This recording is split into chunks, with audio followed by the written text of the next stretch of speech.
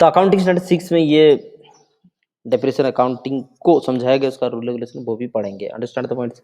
और सारे के सारे accounting standard issued by the ICI, approved by the government, वो भी है। चलिए स्टार्ट करते हैं। तो हमको यहाँ पे सीखने को क्या मिल जाएगा, क्या सीखने को मिल जाएगा? डेप्रिसिएशन का नेचर क्या होता है, कैसा वो क्या कैसा काम करता है, उसका मतलब क्या होता है, डेप्रिसिएशन की अमाउंट हमको कैसे कैलकुलेशन करना होता है, ठीक है, from the total value of property plant and equipments and it's useful life. समझ में आई बात? डेप्रिसिएशन कहाँ से कैलकुलेशन होता है? Value of the property plant and equipment and it's useful life. आज तक हमको पता था, कि डेप्रिसिएशन इज चार्ज यहाँ पे, लेकिन वर्डिंग्स अलग हो गए। Depreciation is charge on assets. Screen पूरा ब्लैक दिख रहा है बाबू, मुंह धो लो, कोई प्रॉब्लम होगा। आंखें साफ कर लो, या तो फिर इंटरनेट की थोड़ा देख लिया करो। जियो भाई, जियो का बताएंगे, और जियो और नेट। आगे देखो, तो लर्निंग आउटकम्स यहाँ पे लिखा है। लर्निंग आउटकम पे हम क्या बता रहे थे? हाँ, तो depreciation is charge on fixed assets. क्या बात है, depreciation is charge on fixed asset, यही तक हमको पता था, लेकिन नहीं, फिक्स्ड एसेट तो बहुत तरह के हो सकते हैं, समझ लो। Tangible intangible assets both are the fixed assets, tangible assets also, intangible assets also, both are the fixed assets. So intangible assets के ऊपर डेप्रिसिएशन नहीं लगता है, छोटे बच्चे की तरह पढ़ चुके हो, समझ रहे हो कि नहीं? सिर्फ और सिर्फ टैंजिबल एसेट्स, वो भी सारे के सारे टैंजिबल एसेट्स के ऊपर डेप्रिसिएशन होता है, ऐसा भी कोई मतलब नहीं है। तो उसीलिए लिखा हो गया जानबूझ के प्रॉपर्टी प्लांट इक्विपमेंट। आज के बाद हम क्या कहेंगे? डेप्रिसिएशन किसके ऊपर लगता है? Property plant equipment, PPE. PPE kit आप सुने हो ना, कोरोना में वही चीज। तो पीपीई के ऊपर सिर्फ और सिर्फ डेप्रिसिएशन चार्ज होता है, ठीक है ना? एंड इट्स यूजफुल है। और क्या सीखेंगे? तो वेरियस मेथड्स क्या है, एडवांटेजेस और डिसएडवांटेजेस क्या हो सकते हैं इस तरह मेथड्स की डेप्रिसिएशन चार्ज करने की, और प्रॉफिट और लॉस जब एक सेल और डिस्पोज कर देंगे एसेट्स को, तो प्रॉफिट और लॉस उसमें से अराइज होगा, तो वो कैसे होगा। फिर हम we will be familiarize with the treatment of, अगर मेथड, एक पर्टिकुलर मेथड चल रहा है, चेंज हो जाए बीच में, डेप्रिसिएशन की मेथड चेंज हो जाएगा, तो क्या होगा? Straight line method to reducing balance method, ऐसा कुछ चेंज हो जाए तो फिर क्या होगा? यही सब सारे बात हमको यहाँ पे ध्यान देना है, हम सीखने वाले हैं, ठीक है। और क्या सीखेंगे? Treatment change in the estimate. हाँ, तो ये तो था मेथड, अगर चेंज हो गया। अगर एस्टिमेटेड यूजफुल लाइफ, हम सोच रहे थे कि 5 साल मशीन चलेगा, लेकिन अब देख रहे हैं कि 7 साल चलेगा, हाँ, तो डिप्रेशन का अमाउंट तो चेंज हो जाएगा ना। सोचो जरा, सोचो, 5 साल का हम सोचे तो 7 साल का हो जाएगा सेट, तो फिर यहाँ तो डिप्रेशन का अमाउंट चेंज हो जाएगा। तो residual value of the property, residual value of the property का मतलब क्या हुआ? दैट मीन्स कि हम सोचे थे लास्ट में 5,000 बचेगा, लेकिन यहाँ तो 50,000 बच रहा है, तो उसके हिसाब से भी डिप्रेशन का अमाउंट हो सकता है चेंज होगा। अगर ये सारे चेंजेस हमारे आ जाते हैं, तो उसकी अकाउंटिंग पे क्या फर्क पड़ जाएगा, ये सब सीखेंगे हम। सिर्फ और सिर्फ अकाउंटिंग में क्या फर्क पड़ेगा वही सीखेंगे, ठीक है ना। जब हम अकाउंट्स पढ़ रहे हैं, तब हम बिजनेस स्टडीज या फिर बिजनेस मैनेजमेंट नहीं पढ़ रहे हैं। इसका मतलब, कहने का मतलब है, हम जो भी थियरी पढ़ रहे हैं वो from the practical point of view, from the practical aspects we are study, understand the points, यही बात है। तो अकाउंट्स में क्या फर्क पड़ जाएगा, ये होगा वो होगा, तो एडवांटेज ये सब नहीं, उसमें अकाउंट्स में क्या फर्क पड़ जाएगा, वही बात है, चेंज है। तो जनरली डेप्रिसिएशन चार्ज करने की अभी तक मतलब नहीं समझाए, हम बाद में समझाएंगे, ठीक है, लेकिन थोड़ा बहुत डेप्रिसिएशन का मतलब सबको मालूम है ही, उसीलिए हम उस पर चर्चा ना कर रहे हैं, ठीक है ना। तो डेप्रिसिएशन का ऑब्जेक्टिव क्या होता है? डेप्रिसिएशन का ऑब्जेक्टिव क्या होता है? थोड़ा सबको ही सुना है थोड़ा बहुत, समझ रहे हो कि नहीं? डेप्रिसिएशन मीन्स कि आपकी एसेट की वैल्यू कम हो जाएगा। थोड़ा सा ही बात सुनो, आगे बहुत लंबा चर्चा होने वाला है। तो यहाँ पे जो है एसेट्स, आपकी एसेट की वैल्यू थोड़ा कम हो जाएगा, घट जाएगा, वैल्यू घट जाएगा, उसको कहते हैं डेप्रिसिएशन। बस उतना ही मालूम, कोई समस्या नहीं, आगे देखो। तो उस डेप्रिसिएशन चार्ज करने की, why we need to devalue the assets, why need to decrease the value of the asset, क्यों? क्योंकि ट्रू ऑफ रिजल्ट निकालना, asset on the true result of the operation, हम जो भी काम कर रहे हैं उसकी ट्रू रिजल्ट निकालेंगे, और present A true and fair view of the financial position, asset को ठीक वैल्यू में, बैलेंस शीट में दिखाएंगे, उसलिए। और accumulate the fund for the replacement of asset, अगर एक एसेट्स की वैल्यू हम घटा करके नील नहीं करेंगे या फिर स्क्रैप वैल्यू तक नहीं लाएंगे, तो फिर दूसरा एसेट रिप्लेसमेंट करने के लिए हम फंड कैसे इकट्ठा करेंगे? समझ रहे हो कि नहीं बात? क्योंकि हम एसेट की वैल्यू को रिड्यूस कर रहे हैं, तब ना पता चल रहा है कि हमारा एसेट का वैल्यू घट रहा है, तब ना हम 2 पैसा इकट्ठा करेंगे दूसरा एसेट खरीदने के लिए। फिर लिखा हुआ कॉस्ट ऑफ प्रोडक्शन निकालने के लिए, क्या आपको पता है? एक एक यूनिट, एक एक यूनिट, एक एक यूनिट, एक एक यूनिट जो चॉकलेट बन रहा है, ठीक है ना, जो चॉकलेट बन रहा है आप जो खा रहे हो, वो तो मशीन में बन रहा है ना भाई, ऐसा थोड़ी ना हाथ में बनता है। मशीन में बन रहा है। अगर इस मशीन का जो वैल्यू है थोड़ा सा चॉकलेट में डिस्ट्रीब्यूट ना किया जाएगा तो फिर तो ये मशीन तो कभी रिप्लेस ही नहीं कर सकते ना। बात को थोड़ा समझो और जल्दी समझो। यहाँ पे हम ऑब्जेक्टिव ऑफ प्रोवाइडिंग डिप्रेशन नहीं पढ़ा रहे, सिर्फ चैप्टर ओवरव्यू चल रहा है अभी तक। तो प्रोडक्शन की यूनिट पे उसका प्रभाव पड़ता है, यही बात है, समझ रहे हो। कौन कौन से फैक्टर्स है जो कि डिप्रेशन को प्रभावित करते हैं? Factors, that means the affecting elements are called the factors. समझ में आई बात ना। Cost of the assets, asset का जितना ज्यादा कॉस्ट होगा उतना डिप्रेशन होगा। Expected useful life of the assets, अगर एक एसेट बहुत लंबा चलेगा तो एक साल में कम डिप्रेशन लगेगा। समझ रहे हो कि नहीं बात। एक एसेट्स बहुत कम दिन चलेगा तो एक साल में ज्यादा डिप्रेशन लगेगा। तो यूजफुल लाइफ के ऊपर भी डिपेंड करता है, ठीक है, और उसकी कॉस्ट के ऊपर डिपेंड करता है। एक एसेट की कॉस्ट बहुत ज्यादा है तो ज्यादा डिप्रेशन लगेगा। Estimated residual value, estimated residual value बताएंगे। 50,000 में हम एक एसेट खरीद रहे हैं और लास्ट में जाकर के उसकी वैल्यू 5,000 में बेच देंगे हम कूड़ा। सुने तो होंगे स्क्रैप वैल्यू का मतलब क्या होता है, रेसिडुअल वैल्यू का मतलब क्या होता है। तो 5,000 में जाकर के हम लास्ट में इसको सेल कर देंगे। हम क्या पढ़ रहे हैं? Chapter overview. सर ये आपको समझा रहे थ्योरी? बिल्कुल नहीं, ये सब आगे विस्तार में पढ़ने वाले हैं। इतना विस्तार और इतना कंसेप्चुअल में हम पढ़ने वाले हैं कि बस आप थक ही जाओगे। समझ रहे हो कि नहीं बात। हम क्या समझा रहे हैं? हम समझा रहे हैं कि डिप्रेशन का महत्व क्या है, क्या वाकई पढ़ना ये जरूरी है, हम वही समझा रहे हैं। और ये सब बाद में समझा जाएगा, बहुत तगड़ा, बहुत तगड़ा समझा जाएगा। तो 5,000 बचेगा जो वैल्यू, इस पर डिपेंड करता है क्या डिप्रेशन का वैल्यू? बिल्कुल। 50,000 वैल्यू था, 5,000 लास्ट में बचेगा तो खत्म कितना हो जाएगा बाबू? 45,000। तो इस 45,000 ना खत्म हो जाएगा उसके ऊपर डिप्रेशन लगेगा। अगर हम कहेंगे 50,000 उसका वैल्यू था, 5 साल यूज करने के बाद भी 40,000 उसका वैल्यू बच जाएगा, 40,000 वैल्यू बच जाएगा, तो डिफरेंस कितना रहा? 10,000। 10,000 ही ना खत्म होगा, उस पर ही ना डिप्रेशन लगाएंगे। तो क्या समझ आया ना, जो लास्ट में बचेगा वैल्यू, स्क्रैप वैल्यू कहते हैं उसको या फिर रेसिडुअल वैल्यू, उसके ऊपर भी डिपेंड करता है डिप्रेशन की अमाउंट सालाना कितना होना चाहिए, कितना होना चाहिए। समझ में आई बात? Understand the points. चलिए अभी स्टार्ट होगा। अभी तो क्या कर रहा था, हम दिखा रहे थे आपको रिकैप, हम डरा रहे थे आपको। समझ रहे हो कि नहीं डिप्रेशन क्या चीज है? तो इंट्रोडक्शन सुनिए जी क्या कहते हैं। सबसे पहले बात आपको समझना होगा, फिक्स्ड एसेट आज से नहीं कहोगे, कॉन्सेप्ट चेंज हो चुका है।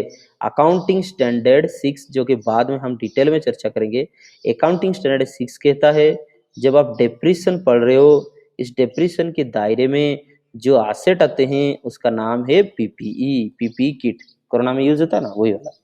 तो प्रॉपर्टी प्लांट इक्विपमेंट, समझ रहे हो कि नहीं, एसेट के ऊपर डिप्रेशन नहीं लगता है, प्रॉपर्टी प्लांट इक्विपमेंट्स के ऊपर डिप्रेशन लगता है। तो ये टैंजिबल आइटम से, समझ रहे हो कि नहीं, property plant equipment tangible item से हम क्या पढ़ रहे हैं, किस पर डिप्रेशन लगता है। चलिए स्टार्ट करते हैं।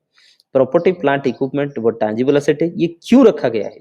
ताकि इसको यूज करके प्रोडक्शन करे या तो supply of goods and services हम कर सके। समझ रहे हो कि नहीं, यही बात। और उसको हम किसी को रेंट में दे सके। होता है ना, आपके पास जनरेटर है, आप क्या करते हो, शादी के लिए आप दूसरे को रेंट में देते हो कि नहीं? समझ रहे हो कि नहीं। आपके पास गाड़ी है, समझ रहे हो, गाड़ी क्या बड़ा गाड़ी होना चाहिए। मान लो आपके पास बोलेरो है, ठीक है ना, बोलेरो पर्सनली यूज बहुत कम जन करता है, तो इसको आप क्या करते हो, रेंटार में देते हो। तो हमारे पास कोई एसेट है, या तो वो प्रोडक्शन करेगा या तो गुड्स और सर्विसेज सप्लाई करने के लिए हम रखे हैं, या तो उसको रेंट में देंगे या तो उसको ऑफिशियली यूज करेंगे। जैसे कि फर्नीचर, फर्नीचर है, उसको क्या करोगे, खाओगे, रेंट में दोगे, उस पर बैठ के काम करेंगे यार, तो फर्नीचर हमारा एडमिनिस्ट्रेटिव काम पे आ जाएगा। इस सबको प्रॉपर्टी प्लांट इक्विपमेंट कहते हैं। Are expected to use during more than a period of 12 months, और इसका जो जिंदगी है 12 महीने से ज्यादा चलने वाला है। समझ में आई बात? Otherwise they will be termed as what, current assets. Current assets, जो एसेट्स एक कम समय के लिए, बहुत कम समय के लिए चलेगा, उसको तो हम करंट एसेट कहेंगे। और करंट एसेट के ऊपर कोई डिप्रेशन नहीं चार्ज होता है। बचपन से आप पढ़ रखे हो, नहीं पढ़ रखे तो हम बता रहे हैं, सुन लिया करो। समझ रहे हो कि नहीं। हम भी अज्यूम करते हैं कि आप पहले से नहीं पढ़े हो, लेकिन सुने तो हो ना, ऐसा तो बात थोड़ी है कि करंट एसेट नहीं सुने हो, फिक्स्ड एसेट नहीं सुने हो, तो गजब हो गया। तो 12 महीने से अधिक ज्यादा जान उसकी होनी चाहिए, ठीक है। फिर आगे निकलते हैं, उस पर लगता है डिप्रेशन। तो सबसे पहले हम पढ़े कि ऑन व्हाट, किसके ऊपर डिप्रेशन लगता है। चलिए नेक्स्ट, ये एसेट को फिक्स्ड एसेट कहा जाता है, ठीक है ना, एक साधारण भाषा में। तो फिक्स्ड एसेट जब परचेज किया जाता है, ये बुक में रिकॉर्ड होता है, ठीक है ना। ओरिजिनल और हिस्ट्रिकल कॉस्ट में कोई भी एक फिक्स्ड एसेट जब खरीदा जाता है, ओरिजिनल और हिस्ट्रिकल कॉस्ट में रिकॉर्ड किया जाता है। मान लो 5 लाख, 5 लाख में हम खरीदें तो जर्नल एंट्री क्या होने वाला है, जर्नल एंट्री क्या होने वाला है, बैंक अकाउंट डेबिटेड, लिखते हैं कि नहीं, पैसा चला गया यार, तुम क्या बात कर रहे हो, तो क्या हटा देते हैं। जब हम एसेट खरीद रहे हैं यहाँ पे लिख देते हैं, चलो machinery account debited to bank account, bank account 5 lakh रुपए, समझ में आई बात, यही बात है। तो 5 लाख रुपए का कोई मशीन खरीद रहे हैं तो मशीन आ गया, पैसा चला गया, तो machinery account debited to bank account. तो बात यही है कि उसका कहने का फास्ट भावार्थ था कि जो हिस्ट्रिकल रिकॉर्ड परचेजिंग कॉस्ट है उस पर रिकॉर्ड करते हैं आगे। लेकिन फिक्स्ड एसेट क्या होता है, वो रेवेन्यू अर्न करता है और नंबर ऑफ अकाउंटिंग पीरियड तक फ्यूचर में वो काम करता है। समझ में आई बात, दिस इज द थिंग। जब तक उसको हम बेच ना दे तब तक वो खाता में रिकॉर्ड होता रहता है।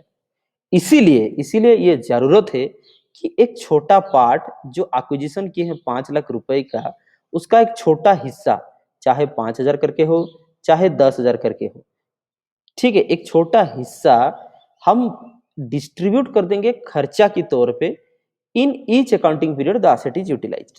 ध्यान से समझते जाओगे हर एक कोई, ठीक है, स्टार्ट करेंगे। तो 5 लाख का एक एसेट खरीदे थे, सबसे पहले हम चर्चा कर रहे हैं क्या ना, एक एसेट को हम क्या करेंगे, कुछ साल यूज करेंगे, मान लो कि 1 2 3 4 5 साल हम यूज करेंगे, 5 ईयर्स। वो कह रहा है 5 लाख जब 5 साल आप यूज करने वाले हो, ऐसा तो नहीं होगा कि पहला दिन ही 5 लाख यूज हो जाएगा, ऐसा तो नहीं होगा कि आखिरी दिन यूज होगा, तो ओवर इट्स यूजफुल लाइफ ये यूज होगा। तो वो कह रहा है पूरा 5 लाख को ना ही आज एक्सपेंडिचर दिखाओ, ना ही उसका जब लाइफ एंड हो जाएगा उस दिन इसकी एक्सपेंडिचर दिखाओ। आप क्या करोगे, उस 5 लाख जैसे जैसे थोड़ा थोड़ा खत्म होता जाएगा वैसे वैसे आप उसको खर्चा दिखाओ, यानी कि इसका एक छोटा पर्सन हो सकता है 50,000 करके, हो सकता है 1 लाख करके, समझ रहे हो कि नहीं, यहाँ पे 1 लाख होना चाहिए। तो 1 1 लाख करके आप उसकी खर्चा हिसाब से दिखाओ जैसे जैसे वो यूटिलाइज हो रहे हैं। अभी तक हम क्या चर्चा कर रहे हैं, सिर्फ और सिर्फ इंट्रोडक्शन, मीनिंग तक भी नहीं आए। तो वही अमाउंट फिक्स्ड जो कि over it's useful life of period आज एक्सपेंडिचर हम दिखाते हैं हर एक साल, उसी को ही डेप्रिसिएशन कहा जाता है, वही पे लिखा है। चलिए फिर से समझा देते हैं। तो ये जो 5 लाख रुपए है, ना ही हम पहला दिन दिखाएंगे खर्चा, ना ही उसके आखिरी दिन दिखाएंगे खर्चा, ना इसको जो हम थोड़ा थोड़ा करके बांट दिए हर एक साल, समझ रहे हो कि नहीं। इन रियलिटी डेप्रिसिएशन का मतलब यही होता है, ना ही कि decrease in the value of fixed asset, decrease in the value of fixed asset. अरे बाबू, value of fixed asset decrease को डेप्रिसिएशन नहीं कहते हैं, जो उसकी एसेट को यूजफुल लाइफ में हम बांट देते हैं हर एक साल, एक साल में जितना हिस्सा आता है उसका नाम है डेप्रिसिएशन। अभी तक जो समझ है, आगे चर्चा जारी रहेगा। क्यों डिप्रेशन लगता है, डिप्रेशन क्यों हो जाता है, तो यहाँ पे हम आपको पता है किसकी डिप्रेशन की बात करें, पीपी, ठीक है ना। ऐसे तो एसेट बहुत सारा है, माइंस भी एक एसेट है, गुडविल भी एक एसेट है कि नहीं, करंट एसेट भी एक एसेट है।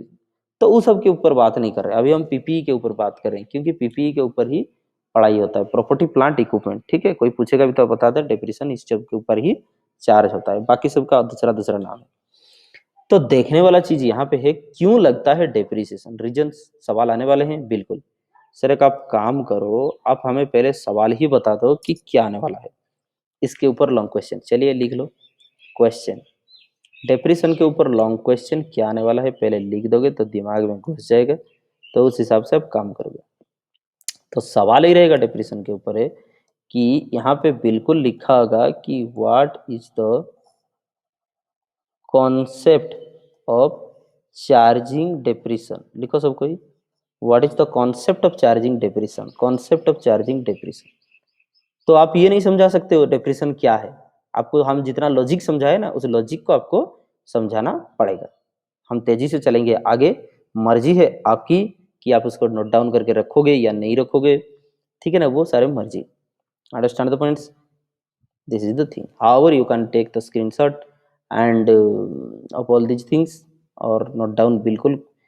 always treat very strictly with your copy and pen, समझ में आई बात। अदरवाइज आप वैसे भी मतलब जो संख्या बढ़ाने के लिए आप यहाँ पे मत बैठा कर, कोई समस्या ही नहीं। 5 आएंगे अच्छे से पढ़ाई होगा, 2 आएंगे नहीं आएंगे तभी हम खुद को पढ़ा के फिर स्किप कर देंगे वो चैप्टर, समझ रहे हो, तो यही बात। लेकिन जब भी पढ़ाई होगा कॉन्सेप्चुअली यहाँ पे पढ़ाएंगे हम। तो यहाँ पे बात नंबर बढ़ाने वाले नहीं, सुनिए क्या बता रहे थे, कॉन्सेप्ट ऑफ चार्जिंग डेप्रिसिएशन आप नोट करते रहो, एक बार दोबारा रिपीट नहीं होगा। हाँ, हालांकि जहाँ पे आप सुन नहीं पाओगे या फिर कोई दिक्कत आ गया बीच में तो आप कमेंट कर सकते हो, हम हर एक कमेंट को आपकी नोट कर रहे हैं, ठीक है ना। तो what is the concept of charging depression, and आगे लिखो व्हाट आर द रीजन्स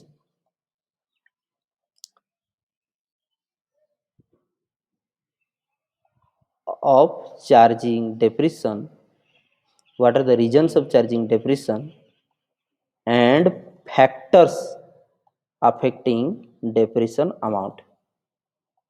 ठीक है, थोड़ा सा रिपीट कर दें कृपा करके, बिल्कुल। What are the reasons of charging depression, हो गया, and factors affecting depression amount, ठीक है।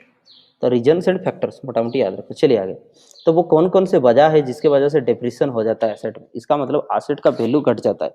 इतना तक लॉजिक आप लोग को समझ में आ गया कि एसेट की वैल्यू घट जाता है, लेकिन वजह क्या हो सकता है, क्यों क्यों घट जाता है, बता सकते हैं? बिल्कुल है, हम बता सकते हैं। सबसे पहले देखो कि ये जो एसेट डिक्रीज हो जाता है पासेज ऑफ टाइम, समय के अनुसार, समय के चलते जिंदगी तो पार हो जाता है, जिंदगी का वैल्यू पार हो जाता है, चेहरा घट जाता है, इंसान घट जाता है। अब एसेट क्या चीज है कि नहीं। चलिए बड़ा फिल्मी डायलॉग मार दिया हम। तो आगे देखो जो बता रहे एसेट का वैल्यू क्यों कम घट जाता है ना। सबसे पहले ऑयर एंड टीयर, समझ रहे हो कि नहीं, लिखा हुआ कि ऑयर एंड टीयर घिस जाता है भाई asset due to its use in the business. तो मेनली वेयर एंड टियर का मतलब क्या होता है, वेयर एंड टियर का मतलब होता है आप ट्रक चला रहे हो, ट्रक धीरे धीरे देखोगे मतलब, ठीक है ना, टूट जाता है, घिस जाता है, पिट जाता है, this is what called the wear and tear, ठीक है। पत्थर होता है ना, घिस जाता है, टूट जाता है, पिट जाता है।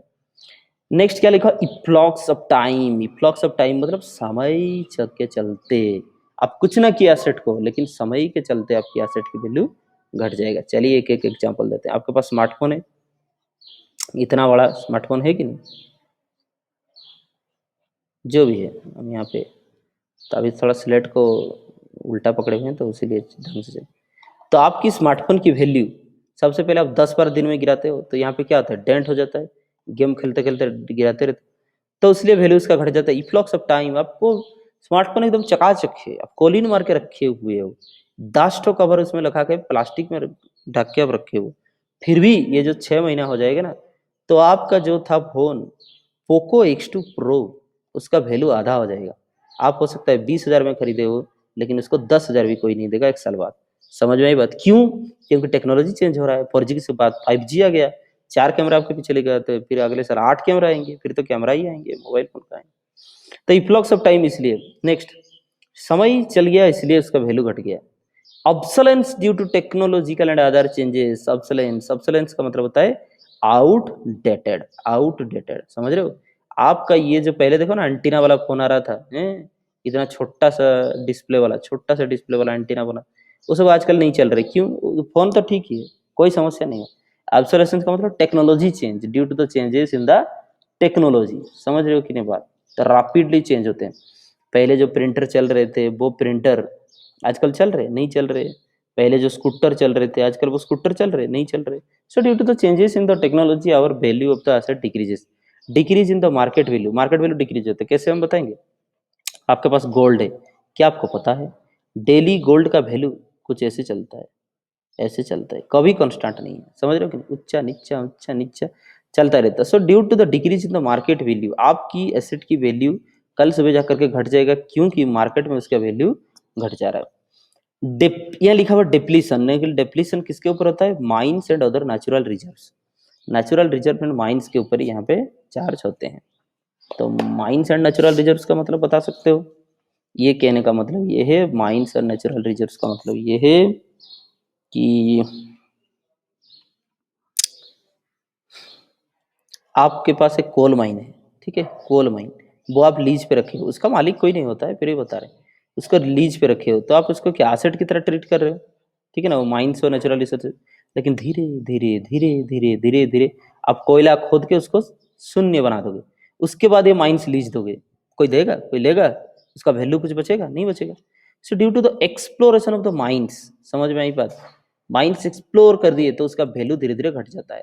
तो क्योंकि माइंस का और नेचुरल रिजर्व्स को एक्सप्लोरेशन करते हैं उसका वैल्यू घट जाता है, उसका नाम डेप्लीशन होता है। तो ये सारे बहुत सारे वजह है जिसके वजह से यहाँ पे हम कह सकते हैं कि एसेट का वैल्यू घट जाता है। ठीक है, दिस इज द थिंग। चलिए कोई बात नहीं, जस्ट सिंगल मिनट।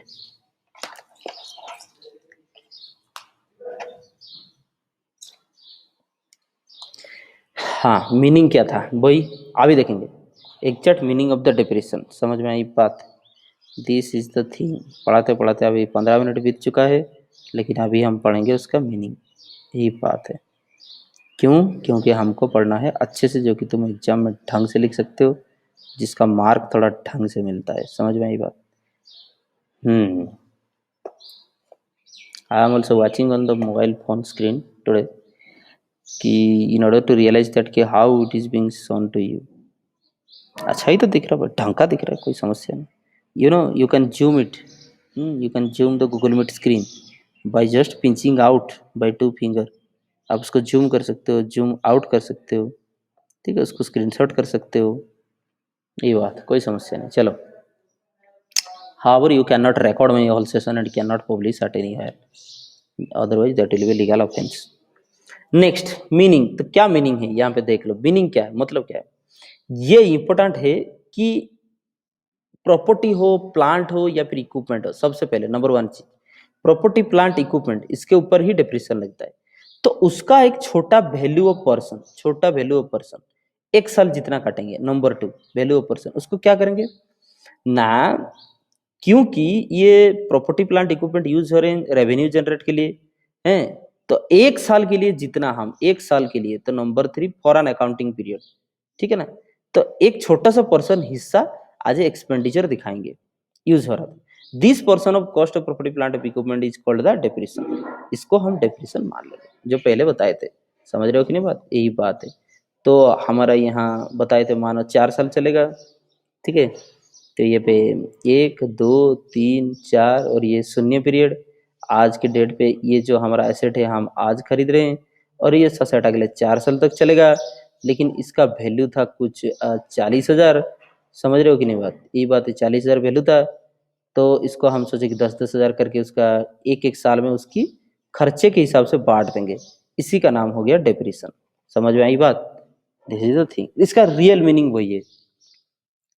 तो आप आज से क्या कहोगे ना, the allocation, the original cost of the asset. समझ रहे हो? The original cost of the asset is, लिखते रहो लिखते रहो, the original cost of the asset is allocated और apportioned over its useful life, over its useful life। समझ में आई बात? and the apportioned amount for accounting period, and the apportioned amount for accounting period, this 10,000 is known as depreciation। this 10,000 is known as the depreciation। this is the बात। Sir और एक बार बोलिए। चलिए बहुत बढ़िया, सबको लिखोगे, बता देंगे। चलिए अच्छा, थोड़ा उसको एडवांस करके बताते हैं। मान लो ये 50,000 वैल्यू था, ठीक है। तो 50,000 वैल्यू के ऊपर है, आप लास्ट में जाकर के बचेगा 10,000। तो आप तुरंत दिमाग लगा के बता सकते हो कि खत्म हो जाएगा कितना, 40,000। खत्म हो जाएगा कितना, 40,000। 50,000 मशीन अगर लास्ट में बचेगा 10,000, तो खत्म हो जाएगा 40,000। तो हम 40,000 को ना डिप्रिसिएशन करेंगे, दैट मीन्स हर एक साल कितना खत्म होगा, 10,000। तो अभी उसका डेफिनेशन थोड़ा सा चेंज करते हैं, ठीक है। तो this 40,000 is called the depreciable amount. This 40,000 is called the depreciable value, depreciable value, ठीक है। Let's get started. जल्दी लिखोगे, हम इतना रिपीट नहीं करते। द डेप्रिसिएबल अमाउंट, लिखो, हम नहीं लिखेंगे, आप लिखो। The depreciable amount of an asset that is property, plant, equipment। The depreciable amount of an asset that is property, plant, equipment is apportioned, बांटी दिया जाए, is apportioned, बांट दिया जाता है,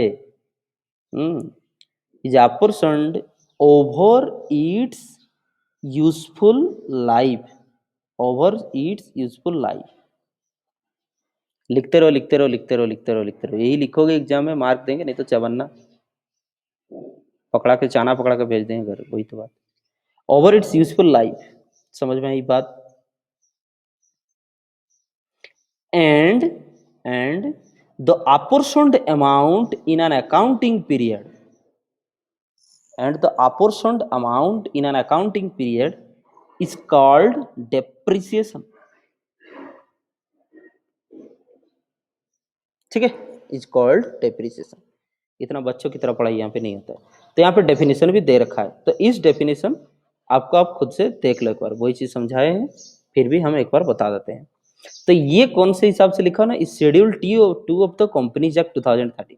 तो अभी तक हम किसका हिसाब से डेफिनेशन पढ़ रहे थे पता है, अकाउंटिंग स्टैंडर्ड 6 के हिसाब से डेफिनेशन पढ़ रहे थे, ठीक है। तो अकाउंटिंग स्टैंडर्ड के हिसाब से पढ़ रहे थे, हम बताए थे ना अकाउंटिंग स्टैंडर्ड एक अलग चीज है और लॉ एक्ट अलग चीज है।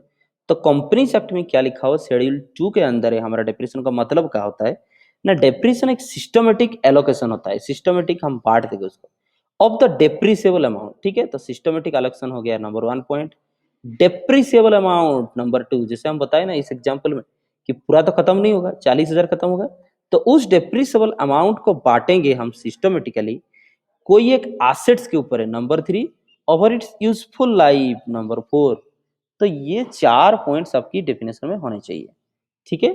Systematic allocation, depreciable amount, asset पे लगता है, यूजफुल लाइफ के अंदर भी लगता है, जिसका उसका लाइफ है, उससे आगे तो नहीं लिखेंगे। तो डेप्रिसिएबल अमाउंट अपन asset is the cost of an asset और other amount substituted for cost less its residual value. तो यहाँ पे कहा कि डेप्रिसिएबल अमाउंट किसको कहेंगे, डेप्रिसिएबल अमाउंट किसको कहेंगे, उसका एग्जांपल हम दे रखे हैं। चलिए यहाँ पे एक बार फिर से दिखा देते हैं। तो 50,000 एसेट का वैल्यू था और लास्ट में बचेगा कूड़ा 10,000 का, तो खत्म कितना हो जाएगा 40,000 का। This 40,000 is known as the depreciable amount. इसीलिए वो कह रहा है कि डेप्रिसिएबल अमाउंट इक्वल टू, लिख दो, depreciable amount equal to original cost of the asset less, original cost of the asset less residual value, residual value, और इसको क्या कहते हैं, स्क्रैप वैल्यू। ये सब आप पढ़े ही हो, अरे कॉस्ट अकाउंटिंग में पढ़े हो कि नहीं, residual value, scrap value, original cost, depreciation, अजीब बात करते हैं। नेक्स्ट वही बात है, this is the thing. The useful life of an asset is the period over which N, useful life किसको कहते हैं बता रहे हैं। यूजफुल लाइफ एक वो पीरियड है जिस समय के अंदर हम एक्सपेक्ट करते हैं कि हमारा एसेट यूज हो रहा होगा व्यापार में, ठीक है ना। तो ये नंबर ऑफ प्रोडक्शन के हिसाब से होता है और similar units expected to obtain from the asset. तो कभी कभार ऐसा कहता है कि useful life of the assets कैसे मानेंगे, अगर नंबर ऑफ ईयर्स के हिसाब से पकड़ेंगे तो जनरली नंबर ऑफ ईयर्स के हिसाब से चलता है, तो कितना साल चलेगा, ये हमारा काम नहीं होता है। ये वैल्यूअर होते हैं, ये वैल्यूअर, ये बड़ा बड़ा इंजीनियर होते हैं, वैल्यूअर होते हैं, वो वैल्यूएशन करते हैं कौन सा सेट 7 साल चलेगा, कौन सा सेट 10 साल चलेगा, उनके पास पूरा वैल्यूएशन का तरीका होता है, ठीक है ना। वो इंजीनियरिंग का पढ़ाई है, वो हमारा पढ़ाई नहीं है, ठीक है। तो वो वैल्यू करते हैं, वो पढ़े हैं पढ़ाई। या तो ऐसे कहेंगे कि कोई टेक्नोलॉजी, ऐसा भी कोई दिमाग लगा के सुपरवाइजर कहता है या फिर कोई इंजीनियर कहता है, ये सब इंजीनियर करते हैं, ठीक है, हम नहीं करते, हम उन लोग को चराते हैं, ठीक है, समझ रहे कोई बात। कभी भी जिंदगी में इंजीनियर ना बना करो, एडमिनिस्ट्रेटर बना करो, इंजीनियर को नौकर रखोगे, ठीक है ना, यही बात है। बताओगे नहीं घर में जाके तुम्हारा भाई बीटेक पढ़ रहा होगा तो नहीं तो थप्पड़ खाओगे। नहीं, इन रियलिटी वही है, मेरा तो मुद्दा वही था जिंदगी में, ना हम इंजीनियर बनेंगे ना एडमिनिस्ट्रेटर बनेंगे, हम उन लोग को भी चराएंगे। देखो तो बात वही है बाबू, यहाँ पे क्या बता रहे थे, भाषण तो ज्यादा मार रहे हैं, पढ़ाई। हाँ, तो ये नंबर ऑफ ईयर के हिसाब से भी काम होगा और नंबर ऑफ यूनिट्स के हिसाब से भी काम हो सकता है। नंबर ऑफ यूनिट्स मतलब क्या हो गया, मानो कोई इंजीनियर मान लेता है कि आप एक जो एसेट है, इस एसेट ना 50,000 यूनिट्स प्रोडक्शन कर सकता है थ्रू आउट इट लाइफ, ठीक है। तो 50,000 यूनिट्स कर सकता है, इसका मतलब हम क्या मानेंगे ना, ये समय के हिसाब से अभी इसका लाइफ नहीं देखेंगे, हम मानेंगे इट्स लाइफ इज 50,000 यूनिट्स। समझ रहे हो कि नहीं। अगर मान लो एक साल में वो 1,000 यूनिट्स प्रोडक्शन कर दिया, तो हम डेप्रिसिएशन कितना लगाएंगे, एकदम इजी है, डेप्रिसिएशन कितना लगाएंगे ना, 50,000 यूनिट के लिए उसका वैल्यू जो था 1,00,000, एसेट का वैल्यू कितना था 1,00,000, 1,00,000 डिवाइडेड बाई 50,000 यूनिट्स, 1,000 यूनिट्स के लिए कितना इंटू 1,000 यूनिट्स। क्या आप लोग को समझ में आया, बिल्कुल सर, रिपीट बस करवा दीजिए और आगे बढ़िए। हम कह रहे हैं कि नंबर ऑफ ईयर के हिसाब से भी उसका वैल्यू होता है और नंबर ऑफ यूनिट्स प्रोडक्शन के हिसाब से भी होता है। तो इंजीनियर हमारा बताया कि 50,000 यूनिट्स ये प्रोडक्शन कर सकता है कोई एक पर्टिकुलर एसेट, हम कहें उस एसेट का वैल्यू था 1,00,000, तो क्या करेंगे 1,00,000 बटा 50,000, और हम इस साल देखें सिर्फ और सिर्फ 1000 यूनिट प्रोडक्शन किए, तो इंटू 1000, तो 1000 के लिए कितना खर्चा होगा, 1000 इंटू 2 रुपए, तो हो गया 2000, है कि नहीं। 2000 का डेप्रिसिएशन इस पर लगाएंगे। सर ऐसा भी होता है? हाँ, उसका नाम क्या है? उसका नाम है यूनिट ऑफ प्रोडक्शन मेथड, ठीक है, unit production method of depreciation, जो कि हमारा पढ़ाई के अंदर है नहीं है। हमारा पढ़ाई के अंदर क्या है ना, straight line method and diminishing balance method, ठीक है ना, WDB मेथड, बस इतना ही है। आगे फैक्टर्स, वो कौन कौन से फैक्टर्स होते हैं जो डेप्रिसिएशन की वैल्यू को प्रभावित करते हैं, ठीक है। पहला तो थ्योरी बताए थे हम, क्या आने वाला है क्वेश्चन, क्या बताए थे कि which are the reasons for charging depreciation and the factors affecting the depreciation amount. Factors मतलब, फैक्टर्स का मतलब क्या होता है? फैक्टर्स बार बार जिंदगी में आपको मिलेगा भी, तो इसलिए याद रखो। रीजन्स का तो मतलब पता है, फैक्टर्स क्या होता है? फैक्टर्स का मतलब होता है अफेक्टिंग एलिमेंट्स, याद रखो। फैक्टर्स का मतलब क्या होता है? Affecting elements. दैट मीन्स आपकी लाइफ में आपकी कैरियर की फैक्टर्स क्या है, आपकी कैरियर बनाने के फैक्टर्स क्या है। That means which are the various affecting elements that are affected in your career growth, समझ रहे हो कि नहीं। जैसे कि पैसा, जैसे कि पढ़ाई, जैसे कि परिवार, है कि नहीं, बहुत सारे चीज होते हैं लाइक दिस। तो वैसे ही फैक्टर्स ऑफ डेप्रिसिएशन का मतलब वो कौन कौन से एलिमेंट हैं जो डेप्रिसिएशन के अमाउंट को प्रभावित करते हैं। तो फैक्टर्स का मतलब होता है अफेक्ट करना, ठीक है ना। फैक्टर्स कहाँ से है? अफेक्ट करना। तो वो कौन कौन से कारक हैं, वो कौन कौन से दिशाएं हैं, वो कौन कौन से एलिमेंट्स हैं जो कि प्रभावित करते हैं, यही बात है। Understand the points. तो बेसिकली तीन है, तीन इंपॉर्टेंट फैक्टर्स। तो नंबर 1 एस्टिमेटेड यूजफुल लाइफ, ठीक है। देखिए यहाँ पे तो एक ही लाइन लिखा हुआ है, लेकिन आप एक ही लाइन लिख दोगे तो आपको क्या मार्क मिल जाएंगे? तो अगर नया सिलेबस के हिसाब से होते हैं तो आपकी क्वेश्चन जो है वो 7 और 8 मार्क के आएंगे, लॉन्ग क्वेश्चन, नया सिलेबस के हिसाब से, ठीक है, नया क्वेश्चन पैटर्न के हिसाब से। मान लो देख ही तो रहे हो संसार कैसे चल रहा है, तो अभी तक नया पैटर्न में अपडेट कहाँ हुए हैं? ना एग्जामिनर हुए हैं, ना ऑथर हो रहे हैं। जान तुम्हारा जब से वो 12th एग्जाम हुआ और अभी से फर्स्ट ईयर भी खत्म होने वाला है, तो दोनों में ही तो समस्या तो देख रहे हो सकता है ओल्ड पैटर्न में भी आप एग्जाम दे सकते हो। हम नहीं कह रहे हैं दो, लेकिन दे सकते हो। ओल्ड पैटर्न क्या है ना, 16 मार्क की लॉन्ग क्वेश्चन या तो 12 मार्क्स की लॉन्ग क्वेश्चन आते हैं, ठीक है।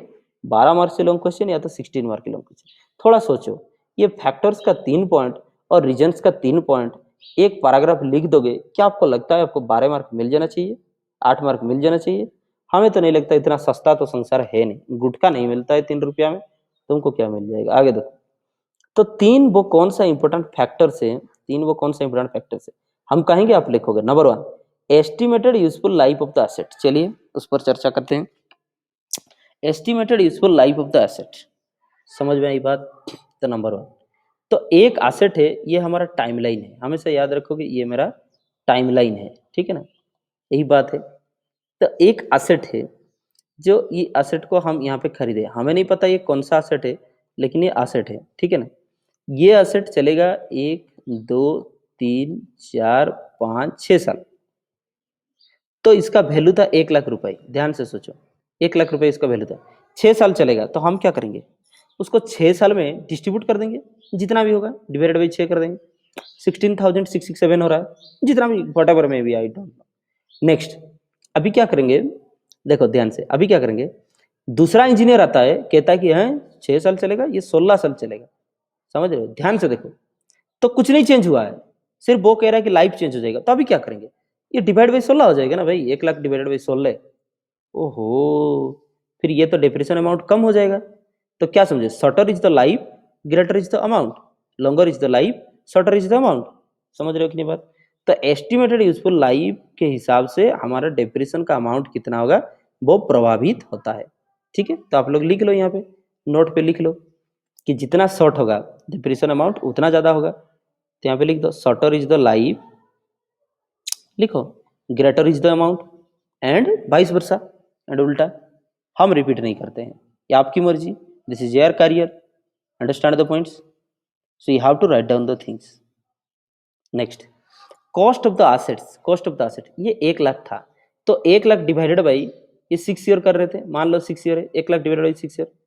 दूसरा, तुरंत से हमको खबर मिला कि एसेट का जो वैल्यू है, नहीं नहीं 1 लाख नहीं है, ये तो 5 लाख है, तुरंत चेंज होगा कि नहीं वैल्यू? तो 5 लाख बटे 6, तो उस हिसाब से तुरंत उसका वैल्यू क्या होगा? चेंज हो जाएगा। तो जितना ज़्यादा होगा एसेट की वैल्यू, उतना ज़्यादा करके काटेंगे तब ना ये खत्म होगा, नहीं तो कैसे खत्म होगा? तो कॉस्ट ऑफ द एसेट भी प्रभावित करता है कि सालाना हमको कितना डेप्रिसिएशन चार्ज करने चाहिए, यही बात है। तो कितना करके डेप्रिसिएशन हम चार्ज करेंगे वो डिपेंड करता है किसके ऊपर? कि वैल्यू कितना होना चाहिए एक कॉस्ट की, उसके ऊपर डिपेंड करता है। तो यही सब बात को लेते हुए, समझ में आई बात, हम आगे बढ़ते हैं हमारा चर्चा। चलिए, तो यहाँ पे था क्या? Cost of the asset. तो यहाँ पे क्या लिखोगे? ग्रेटर इज द वैल्यू, है, लिखो greater is the value, bigger is the depreciation amount and vice versa. Greater is the value, bigger is the depreciable amount and vice वर्सा। ठीक है, चलिए शुरुआत। Residual value of the asset कितना होगा वो depend करता है यूजफुल लाइफ में। अरे अरे अरे अरे अरे, रेसिडुअल वैल्यू जो होगा वो डिपेंड करता है। अरे अरे अरे अरे, देखते हैं, कोशिश करते हैं। 5 लाख एसेट का वैल्यू है और हम कहें लास्ट में यहाँ पे कुछ नहीं बच रहा था, मालूम नहीं किया, मानो कि ये लास्ट में जा करके 10,000 रुपया बचेगा। बाबू बताएंगे, कोई भी एसेट का ना स्क्रैप वैल्यू होता है। जैसे आपके पास कोई टीवी है, बहुत पुराना वाला, वो जो बड़ा वाला बक्सा टीवी है आपके पास, ठीक है ना, लेकिन वो बक्सा टीवी भाई 1,000 में तो सेल होगा आज की डेट में।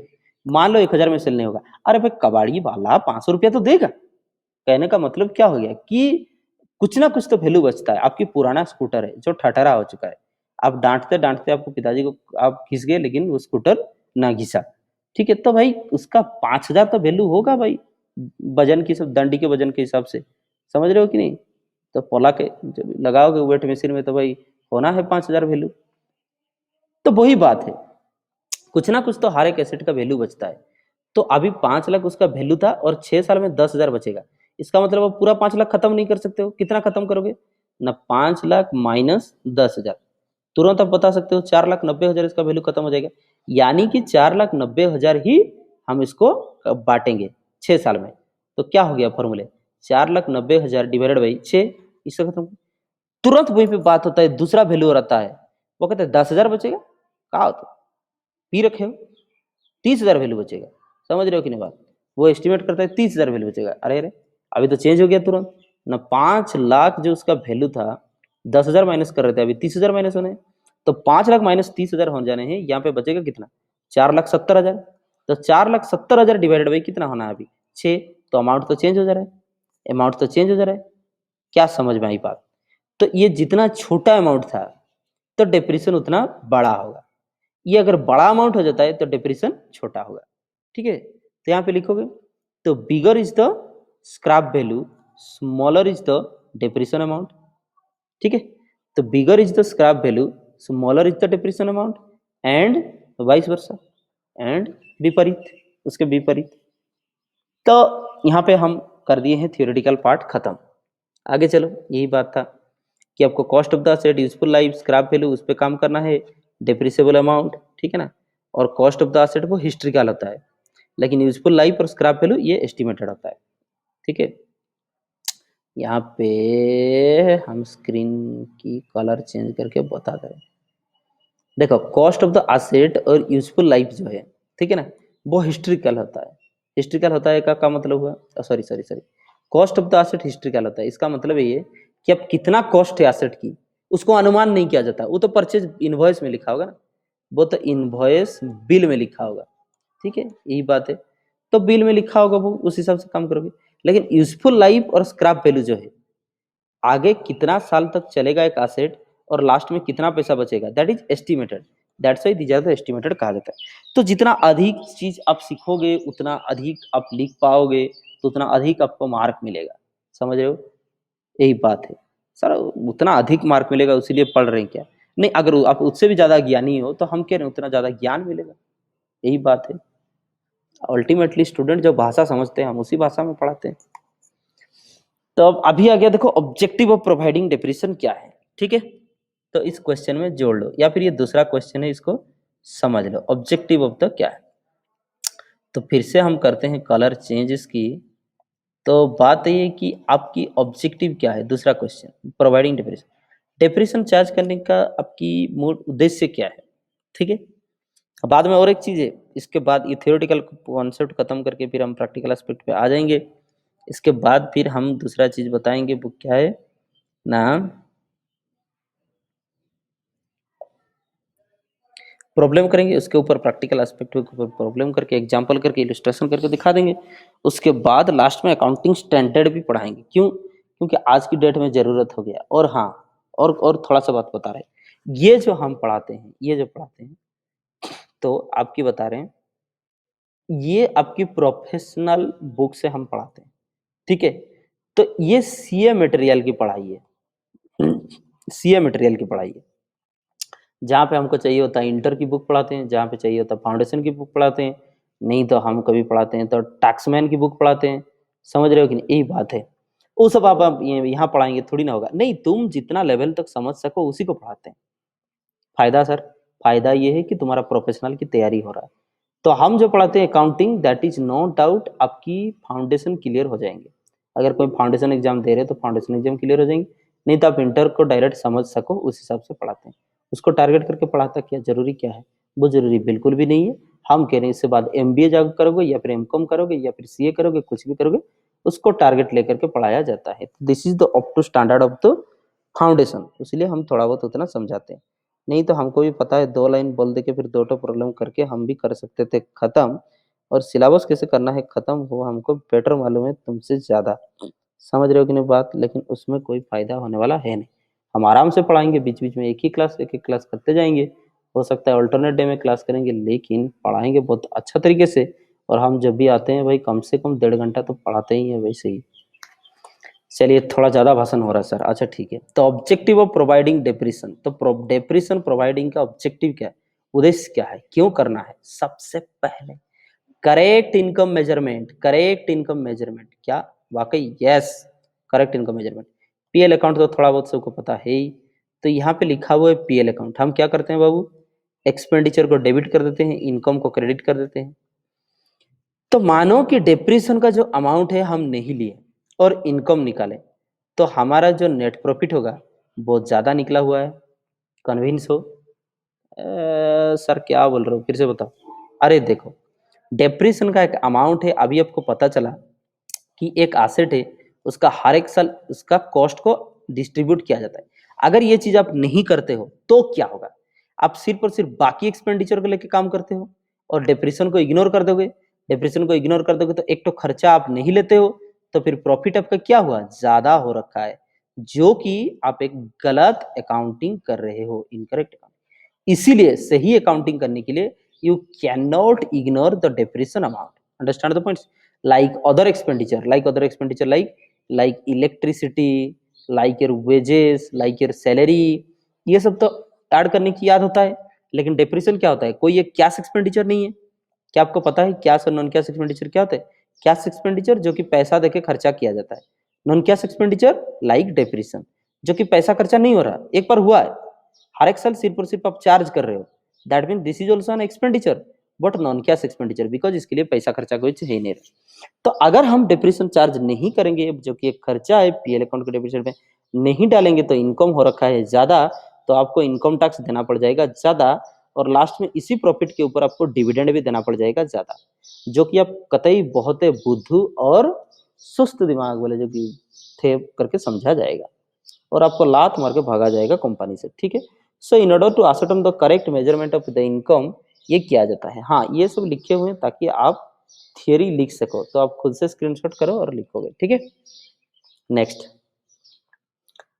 आगे देखो क्या लिखा हुआ। True positional statement. हाँ, ये भी ट्रू पोजिशनल स्टेटमेंट कैसे हो गया ना? बैलेंस शीट थोड़ा बहुत किसी को याद होगा, तो बैलेंस शीट समझ रहे हो कि नहीं? यही बात, पुराना पढ़ाई भूल चुके होंगे, कोई समस्या नहीं।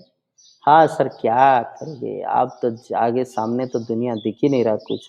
समझ रहे हो? चारों तरफ धुआं धुआं, कैरियर धुआं धुआं, जिंदगी धुआं धुआं, तबीयत और क्या।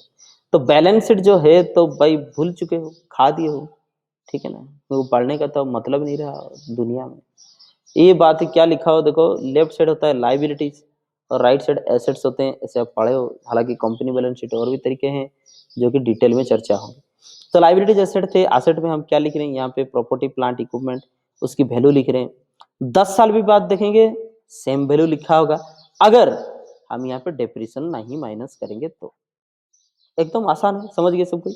डेप्रिसिएशन नहीं माइनस करेंगे तो ये 10 लाख का वैल्यू क्या होगा, 10 साल भी 10 लाख ही होगा, जो कि गलत बात है। ऐसा होता है क्या बाबू? तुम्हारा घर है जो 50 साल पहले बनाया हुआ, उसका वैल्यू क्या आज भी उतना ही है? घर का वैल्यू कमेगा घटेगा, जमीन का वैल्यू बढ़ता है, वो हमको ही पता है। आप जो फोन खरीदे हो 3 साल पहले कूड़ा हो चुका है। आप डेली रोज मारामारी कर रहे हो घर में, नहीं खाएंगे, वो नहीं खाएंगे, मैगी खाएंगे, नहीं भिंडी नहीं खाएंगे, मोबाइल दो, फोन दो, कर रहे हो कि नहीं?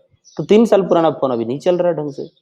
तो वही बात है, तो हर एक एसेट का वैल्यू घटता है, लेकिन डेप्रिसिएशन आप चार्ज नहीं कर रहे हो, तो it can not reflect the true value.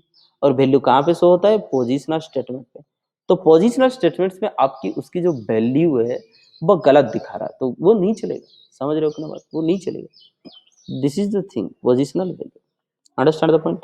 तो आपको in order to show the correct value, in order to show the correct value of the balance sheet, understand the of the assets in the balance sheet, you need to charge the depreciation, you need to charge the depreciation. Understand the points? Convinced? और ये sir जो लिखे हो वो आपके लिए, आप लिखोगे एग्जाम में। क्या आगे? Funds of replacement, funds of replacement, ठीक है ना? आप अगर देख लो सर, ये सब चीज इतना जल्दी थोड़े ना लिख पा रहे हैं। अरे गधे हो का, हम जो समझा रहे हैं दैट इज इम्पोर्टेंट। यहाँ पे क्या लिखा हुआ है दैट इज नॉट इम्पोर्टेंट। इसको कैसे कॉपी करोगे उतना टेक्नोलॉजी आपको पता है ही। समझ रहे हो कि नहीं? इसको एक स्क्रीनशॉट मार दो, आगे पढ़ो। इसको कॉपी करने मत बैठा करो बुद्धू। हम जो कह रहे हैं वो सुनो, दैट इज इम्पोर्टेंट। वो समझाओगे किसी और को, कभी इंटरव्यू होगा तो वो काम में आएंगे, कभी एंट्रेंस होगा तो वो काम में आएंगे जो हम समझा रहे हैं। बुक में तो ऐसे भी लिखा हुआ है। काय बुद्धू की तरह कॉलेज पढ़ रहे है? काय पढ़ रहे हो, काय क्लास कर रहे हो? बुक में तो लिखा हुआ है, इंटरनेट में तो है ही सब। फंड्स पर रिप्लेसमेंट अभी देख लो। एक एसेट्स को टाइमलाइन की चलते हुए हम थोड़ा थोड़ा थोड़ा थोड़ा काटते काटते जा रहे हैं, तो क्या होता है? इसका जो एसेट की जो वैल्यू है, अगर हम ग्राफ में यहाँ पे शो करने की कोशिश करें, यहाँ पे एसेट की वैल्यू था, तो यहाँ पे क्या हो रहा है? थोड़ा थोड़ा थोड़ा थोड़ा थोड़ा थोड़ा एसेट की वैल्यू घटता जा रहा है, और लास्ट में इस साल पूरा घट जाएगा। समझ रहे हो कि नहीं? तो यहाँ पे एक दिमाग में घुस रहा है कि जितना अमाउंट ड्रॉप हो रहा है, जितना अमाउंट ड्रॉप हो रहा है, क्या आपको पता है उतना अमाउंट का एक कंट्रीब्यूट किया जाता है एक फंड में। समझ रहे हो कि नहीं? एक फंड में कंट्रीब्यूट किया जाता है, उस फंड का नाम है एसेट रिप्लेसमेंट फंड। समझ रहे हो? अगर मानो बिल्डिंग बनाना है तो बिल्डिंग फंड इसका नाम दे दो, मशीनरी बनाना है तो मशीनरी रिप्लेसमेंट फंड नाम दे दो। तो वही बात, हर एक साल जितना डिप्रेशन काटते हो एसेट से, उतना पैसा करके आप एक फंड में जमा करो। क्यों? क्योंकि बाद में जाकर के उसका वैल्यू जिस दिन शून्य हो जाएगा, उस दिन उसको खरीदने के लिए पैसा भी तो चाहिए। क्या बात कर रहे हैं सर, बहुत पैसा है। उस टाइम पैसा होगा नहीं होगा तुम कैसे बता सकते हो? Because business is volatile, you know, business is volatile. आपके पिताजी का व्यापार है, पूछ लो कभी। आज भाई पैसा मिल रहा, कल चवन्ना नहीं मिलेगा। कोरोना ने बहुत जन को मार दिया, पता है? कोविड हजारों लोग का, व्यक्ति का व्यापार खा गया है। तो आपके आज के आपके पास पैसा है, माने कुछ नहीं होगा कि 5 साल बाद आपके पास पैसा होगा, तो आप क्या करोगे? So you should keep providing the depreciation fund. आप फंड में प्रोवाइड करो, ताकि 5 साल के बाद जब ये खत्म हो जाएगा ये एसेट, आपके फंड में सफिशिएंट पैसा होगा कि आप उसको रिप्लेस कर सकते हो। तो डिप्रेशन देख रहे हो कितना बढ़िया काम कर रहा है। ध्यान में सुनते रहो। सुनते सुनते थक जा रहे हो, गधे मारेंगे एक तो कान के नीचे। हम बोलते बोलते नहीं थक रहे, कंटिन्यूस बोलते जा रहे हैं।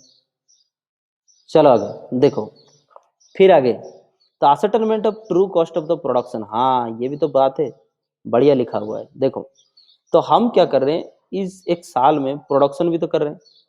प्रोडक्शन कर रहे हैं कि नहीं? एक बार देखो, तो हम मानो एस्टिमेट किए हम कि एक साल में कितना प्रोडक्शन कर सकते हैं। एस्टिमेट किए ना, 10,000 यूनिट्स प्रोडक्शन कर सकते हैं। 10,000 यूनिट, 10,000 यूनिट क्या प्रोडक्शन करते हैं ना? बाईसाइकिल। ठीक है ना? आजकल तो बाईसाइकिल मजबूरी में कोई नहीं चला रहा है, शौक में चला रहा है। देख रहे हो ना, उल्टा पुल्टा बाईसाइकिल, उसमें मुड़गाड़ नहीं होगा, सीट नहीं होगा, अजीब बात है। लेकिन बोतल रखने के लिए पानी बोतल होगा। हाँ, तो जो भी है, रोल के लिए बाइक खरीद रहे हैं, बाईसाइकिल, तो उस बाईसाइकिल क्या होगा बता रहे हैं, 10,000 यूनिट बना सकते हैं। तो हम देखें मेरा प्लांट का जो वैल्यू है, ठीक है ना, जो प्लांट का वैल्यू है, जो कि प्लांट चलेगा मेरा कम से कम 30 साल, 30 साल प्लांट चलेगा। और एक साल में मेरा प्लांट का डिप्रेशन है मान लो 10 लाख, ठीक है?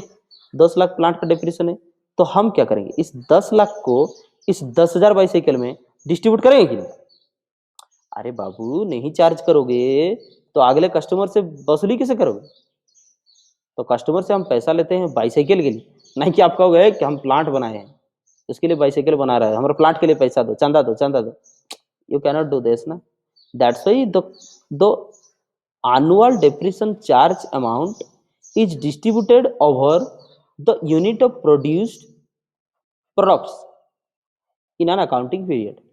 एक साल में हम जितना बाइसाइकिल बना सकते हैं उतना बाइसाइकिल के ऊपर एक साल का डिप्रेशन चार्ज कर देंगे। तो फायदा क्या होगा, कस्टमर से हम सेलिंग प्राइस से उतना पैसा ले सकते हैं ना, ताकि बाद में जाकर प्लांट भी रिप्लेस हो सकता है, प्लांट का रिपेयर कर सकते हैं, टूटा फूटा सब कुछ रिपेयर कर सकते हैं, हो कि नहीं? तो लाइक दिस, तो कॉस्ट ऑफ द प्रोडक्शन में उसको हम चार्ज कर सकते हैं, ट्रू कॉस्ट ऑफ प्रोडक्शन।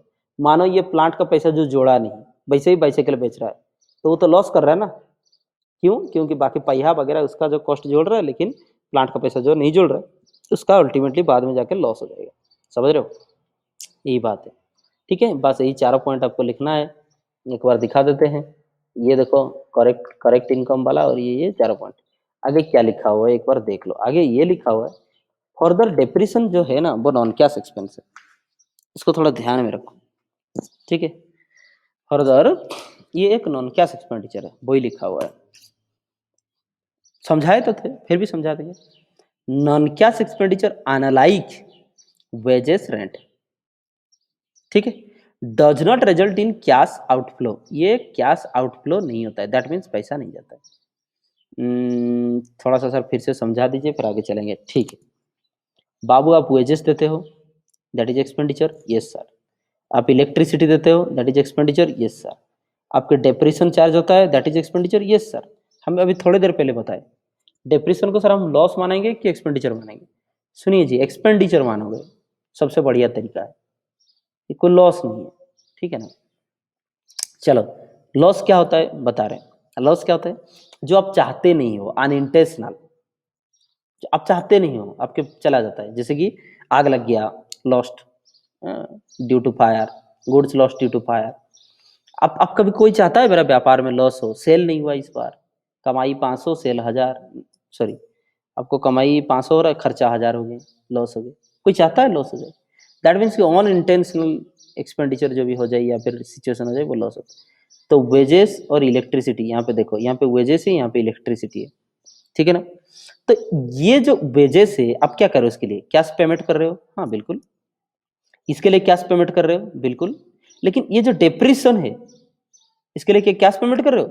नहीं, इसके लिए कैश पेमेंट नहीं कर रहे। मैन मीन्स ये वेजेस और इलेक्ट्रिसिटी का बिल आज दे रहे हो। डेप्रिसिएशन क्या है ना, वो कभी 5 साल पहले खरीदे थे एक एसेट, जो कि हर एक साल उसको चार्ज कर रहे हैं, उसका एक पर्सन, उसको डेप्रिसिएशन कहते हैं। दैट मीन्स ये कभी हुआ था खर्चा, आज नहीं है, आज का पेमेंट नहीं करेंगे क्या। That means these are the expenditure, like you can say these are the something like false expenditure है, नॉन कैश एक्सपेंडिचर। तो ये कैश में ये खर्चे नहीं होता है, ठीक है ना, इसलिए इसको नॉन कैश एक्सपेंडिचर कहते हैं। बाकी सबके लिए पैसा आउटफ्लो होता है, लेकिन इसके लिए पैसा पेमेंट नहीं होता है, दैट मीन कैश आउटफ्लो नहीं होता है। यही बात है, समझ रहे हो कि नहीं? और डेप्रिसिएशन कोई फंड रेज नहीं करता है, लेकिन ये एक अटेंशन देता है ताकि आप कोई एसेट को रिप्लेसमेंट करो, और ये रेवेन्यू जनरेट करने में हेल्प करता है। एसेट को रिप्लेस आप कर सकते हो चार्ज करने में, यही सब लिखे हुए हैं, ठीक है ना। और ये प्रॉफिट में शामिल होने चाहिए, वो कह रहा है जब भी प्रॉफिट निकाल रहे हो, प्रॉफिट में ये शामिल होने चाहिए। मेथड ऑफ प्रोवाइडिंग डेप्रिसिएशन, यही बात है अब, ठीक है ना, दो method of charging providing depreciation. तो हम यहाँ पे डिस्कस कर रहे थे मेथड्स ऑफ प्रोवाइडिंग डेप्रिसिएशन। तो वो कौन कौन से मेथड्स हैं प्रोवाइडिंग डेप्रिसिएशन की? हालांकि जो दो फंडामेंटल डेप्रिसिएशन है वही तुम्हारे सिलेबस के दायरे है, तो आप सिलेबस चेक भी कर सकते हो, ठीक है। तो जनरली क्या लिखा होगा, जो मेथड्स ऑफ डेप्रिसिएशन प्रोवाइड करने की, जो डेप्रिसिएशन चार्ज करने की जो मेथड्स हैं, वो बेस्ड हुआ है, फार्मूला डेवलप हुआ है over the study and behaviour of the assets हैं over a period of years, ठीक है ना।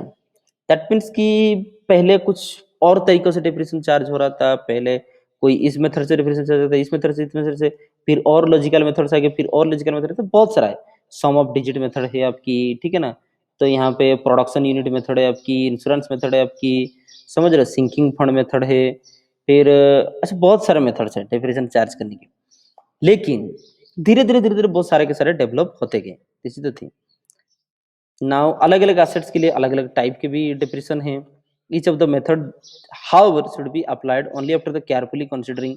तो आपकी जो नेचर ऑफ एसेट्स है, जो कंडीशंस हैं, उसके हिसाब से कौन से मेथड अप्लाई होने से बेस्ट होना है, वही मेथड अप्लाई होता है, और वो बताएंगे आपकी जो भी वैल्यूअर रहे होंगे या फिर सर्टिफायर रहे होंगे। समझ रहे हो कि नहीं बात? और प्रोडक्शन मैनेजर वगैरह सब कुछ मिल करके ये डिसाइड करते हैं। यही बात है। ये थियरी था इन जनरल। लेकिन बात बाबू ये हुआ, धीरे धीरे बात ये हुआ, बाद में बताएंगे। यहाँ पे जैसे देखो लिखा हुआ है कि कॉमनली एंड पॉपुलरली यूज्ड अगर मेथड है तो ये स्ट्रेट लाइन मेथड हो गया, डिमिनिशिंग बैलेंस मेथड हो गया, और सिर्फ चल रहा है जो लॉजिकल मेथड अभी दुनिया में, यूनिट ऑफ प्रोडक्शन मेथड। बताया अभी यूनिट ऑफ प्रोडक्शन मेथड किसे, डिप्रेशन एक साल का जितना होना चाहिए आपको लग रहा है, तो यूनिट ऑफ प्रोडक्शन के हिसाब से वो डिस्ट्रीब्यूट होंगे। दैट मीन्स क्या मतलब हुआ कि ना ही useful life of the asset years में कन्वर्ट होगा, नहीं होगा। Useful life of the asset years में कन्वर्ट नहीं होकर के यूनिट ऑफ प्रोडक्शन के हिसाब से कन्वर्ट होगा, और जितना यूनिट एक साल में प्रोडक्शन करोगे उस हिसाब से डिप्रेशन चार्ज होने हैं। समझ में आई बात? यही बात हुआ। तो चलिए बताते हैं। तो तीन बेसिक मेथड हुआ, एक, ये दो, ये तीन, और ये तीसरा हमारा पढ़ाई के दायरे नहीं है, जो कि हम समझा दिए आपको। चलिए straight line method. Straight line method क्या समझा रहा है ना, कांस्टेंट हर एक साल डिप्रेशन चार्ज होगा। डिमिनिशिंग बैलेंस मेथड का क्या मतलब, डिमिनिशिंग का मतलब क्या हुआ, डिक्रीजिंग, घटता हुआ। तो हर एक साल क्या होगा, उसका रिजल्ट होगा decreasing charge over the useful life. तो जितना भी यूजफुल लाइफ है, अगर इस डिप्रेशन को आप चार्ज करोगे तो ये समथिंग लाइक ऐसा होगा उसका रेखा।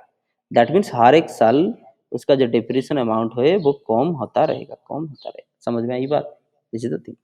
तो यहाँ पे क्या लिखा, अगर हम माने कि इनकम जो कंपनी अकाउंट्स क्या कहता है, या फिर इनकम टैक्स रूल्स क्या कहता है, क्यों, क्या आपको पता है इतना सारा कारोबार हम क्यों कर रहे हैं? फाइनली आपका फाइनेंशियल स्टेटमेंट सही हो, और आपको फाइनेंशियल स्टेटमेंट देख करके इनकम टैक्स लगता है, जो कि सबसे बड़ा लीगल एस्पेक्ट है, और इस लीगल एस्पेक्ट के ऊपर ही हम काम कर रहे हैं, क्योंकि इनकम टैक्स वालों को इनकम टैक्स देना है, और वो फाइनेंशियल स्टेटमेंट हमारे एक्सेप्ट करें, वो फाइनेंशियल स्टेटमेंट हमारे एक्सेप्ट करें।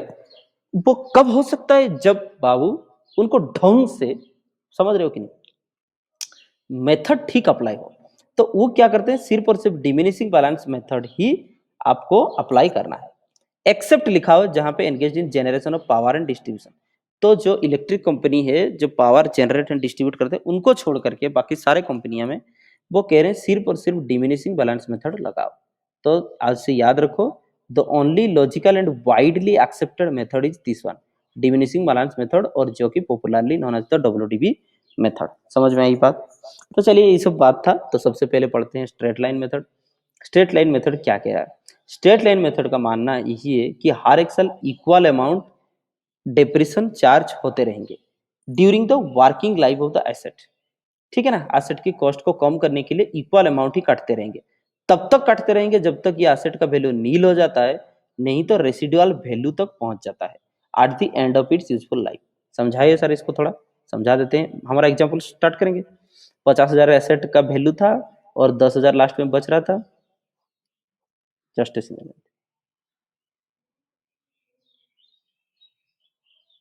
Something is being echoing. तो 50,000 यहाँ पे एसेट की वैल्यू हो रहा है, और यहाँ पे 10,000 आपको यहाँ पे बच रहा है वैल्यू। तो कितना डिप्रिसिएबल अमाउंट कितना होगी आपकी? 40,000 हो गया। तो डिप्रिसिएबल अमाउंट आपकी यहाँ पे हो जा रहे हैं 40,000। तो 40,000 डिप्रिसिएबल अमाउंट ना, 40,000 डिप्रिसिएबल अमाउंट ना खत्म होंगे, इसका मतलब यही है। मान लो ये 10,000 नहीं होता तो पूरा 50,000 चार्ज कर देते हैं हम इस साल में, तो लास्ट में वैल्यू कितना होता है? नील। तो वही लिखा हुआ, तब तक हम इक्वल अमाउंट डिप्रेशन चार्ज करते रहेंगे जब तक ये एसेट का वैल्यू नील हो जाता है, और up to the residual amount रहता है। या तो 10,000 ये वैल्यू है तो रेसिडुअल अमाउंट तक रहता है, ये बात लिखा हुआ। तो इसका मतलब वही है, सिंपली अप्लाई होता है कि ये एक्यूरेट रिजल्ट देता है, specially in case of lease, जहाँ पे आप लीज रखे हो, या फिर in case of plant and machinery ये चार्ज होता है। This method is known as also fixed instalment method. Fixed instalment method क्यों हुआ? क्योंकि सेम अमाउंट ऑफ डिप्रेशन लगेगा। जैसे कि ये 50,000 है, ये 10,000, डिप्रेसिबल अमाउंट 40,000, मानो कि 4 साल की डिप्रेशन लगाना है, तो 10,000 10,000 10,000, तो ये फिक्स्ड इंस्टॉलमेंट मेथड है। अगर इसकी ग्राफ हम काटेंगे तो उसका ग्राफ होना है ऐसे, समझ रहे हो कि नहीं बात? तो ये हो गया, यहाँ पे ईयर हो गया, यहाँ पे अमाउंट हो गया। उसका अगर ग्राफ काटेंगे तो graph will be shown like this, because we are charging the fixed amount, this amount is 10,000। Understand the points? तो स्ट्रेट लाइन मेथड में डिप्रेशन कैसे लगेगा, चलिए ये कैसे कैलकुलेशन हुआ एक बार देख लो। 50,000 वैल्यू था, 10,000 लास्ट में बच रहा है, तो क्या करेंगे, 40,000 हमको करना है, तो माइनस हो जाएगा। तो स्ट्रेट लाइन मेथड में डिप्रेशन कैसे कैलकुलेट होता है ना, cost of the asset less scrap value. तो हमारा एग्जांपल में क्या था, ये 50,000, स्क्रैप वैल्यू था 10,000, useful life, useful life, useful life, useful life कितना हो रहा था ना, हमारा यहाँ पे था 4 ईयर्स। ठीक है, तो अभी डिप्रेशन का अमाउंट कितना हो जाएगा, 50 माइनस 10 40 बटा 10 इक्वल टू 10,000 अमाउंट होने। तो रेट ऑफ डिप्रेशन क्या हम बता सकते हैं, तो रेट ऑफ डिप्रेशन क्या होगा, बहुत आसान है, 10,000 करके कट रहा है, यहाँ पे देखो नीचे लिख रहे हैं 10,000 करके डिप्रेशन लग रहा है, डिवाइडेड बाई एसेट का वैल्यू कितना है 50,000, डिवाइडेड एसेट का वैल्यू 50,000 है इंटू 100, वही तो लिखा हुआ है देख लो। स्ट्रेट लाइन मेथड में रेट ऑफ डिप्रेशन कैसे कैलकुलेट होगा, स्ट्रेट लाइन डिप्रेशन जितना है divided by cost of the asset into 100, तो 10 5 ये है 100, तो क्या होना है 4 शून्य 4 शून्य 5 20, तो 20% की डिप्रेशन चार्ज हो रहा है। ठीक है, तो रेट ऑफ डिप्रेशन ऐसे कैलकुलेट होता है। तो यहाँ पे वही लिखा हुआ।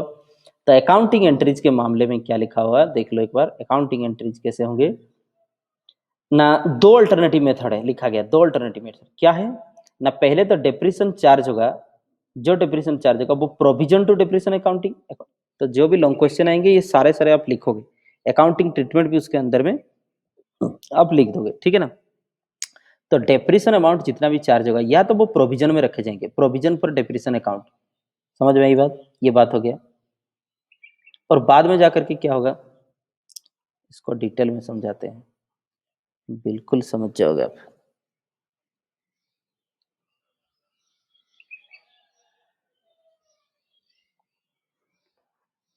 देखो दो मेथड है, फर्स्ट अल्टरनेटिव क्या कहता है, फर्स्ट अल्टरनेटिव यहाँ पे क्या कहता है, फर्स्ट डिप्रेशन चार्ज हो रहे हैं, डिप्रेशन चार्ज हो रहे हैं, तो डिप्रेशन की अकाउंटिंग कैसे होगा, क्या कोई बता सकता है डिप्रेशन क्या चीज है, that is an expenditure, depression is an expenses और लॉसेस, जो भी कहते हो that is debit, that means depression account is debited. लेकिन एसेट घट रहा है तो एसेट को क्रेडिट नहीं करते हैं, हम क्या करेंगे प्रोविजन पर डिप्रेशन अकाउंट बनाएंगे, it is like a provision, क्या प्रोविजन, मान लो ये कोई हुंडी है, समझ रहे हो कि नहीं, ये इसका नाम है प्रोविजन फॉर डेप्रिसिएशन, ये मटका है, तो जितना एक एक साल का जितना भी डिप्रेशन होगा उसको हम इस मटका में डालते जाएंगे, इसका नाम होगा प्रोविजन फॉर डिप्रेशन। बाद में क्या करेंगे, जिस दिन एसेट हमको बेचना हो हम देखेंगे इस मटका में कितना अमाउंट इकट्ठा हुआ है, उसको माइनस कर देंगे एसेट में, तो एसेट की नेट वैल्यू निकलेगा कि नहीं, समझ रहे हो, एसेट का मान लो वैल्यू है 1,00,000 रुपया, इस मटका में आज तक इकट्ठा हुआ है 70,000 रुपया, दैट मीन्स कि depression is directly not charge to the asset account, asset 1,00,000 show करता रहेगा और ये डिप्रेशन अमाउंट प्रोविजन में डालते रहेंगे, और इस प्रोविजन में इकट्ठा हुआ है 70,000, जिस दिन एसेट को बेचना है उस दिन क्या करेंगे 1,00,000 माइनस 70,000, तो एसेट का वैल्यू कितना है 30,000, तो एसेट की नेट वैल्यू यहाँ पे हो जाना है चलिए ये एक तरीका हुआ। तो इसीलिए हम क्या करते हैं डिप्रेशन क्योंकि लॉस है उसका बैलेंस क्या है डेबिट है, और प्रोविजन रिजर्व का बैलेंस होता ही क्रेडिट है, आपको पता है, तो इस दोनों को कैसे शो करेंगे, डिप्रेशन पीएल अकाउंट में डेबिट होगा और प्रोविजन जो है आपको पता है प्रोविजन वगैरह सब ये क्या है लाइबिलिटी साइड बैलेंस शीट में शो करोगे, ठीक है ना, शो करते रहोगे, दिस इज द थिंग।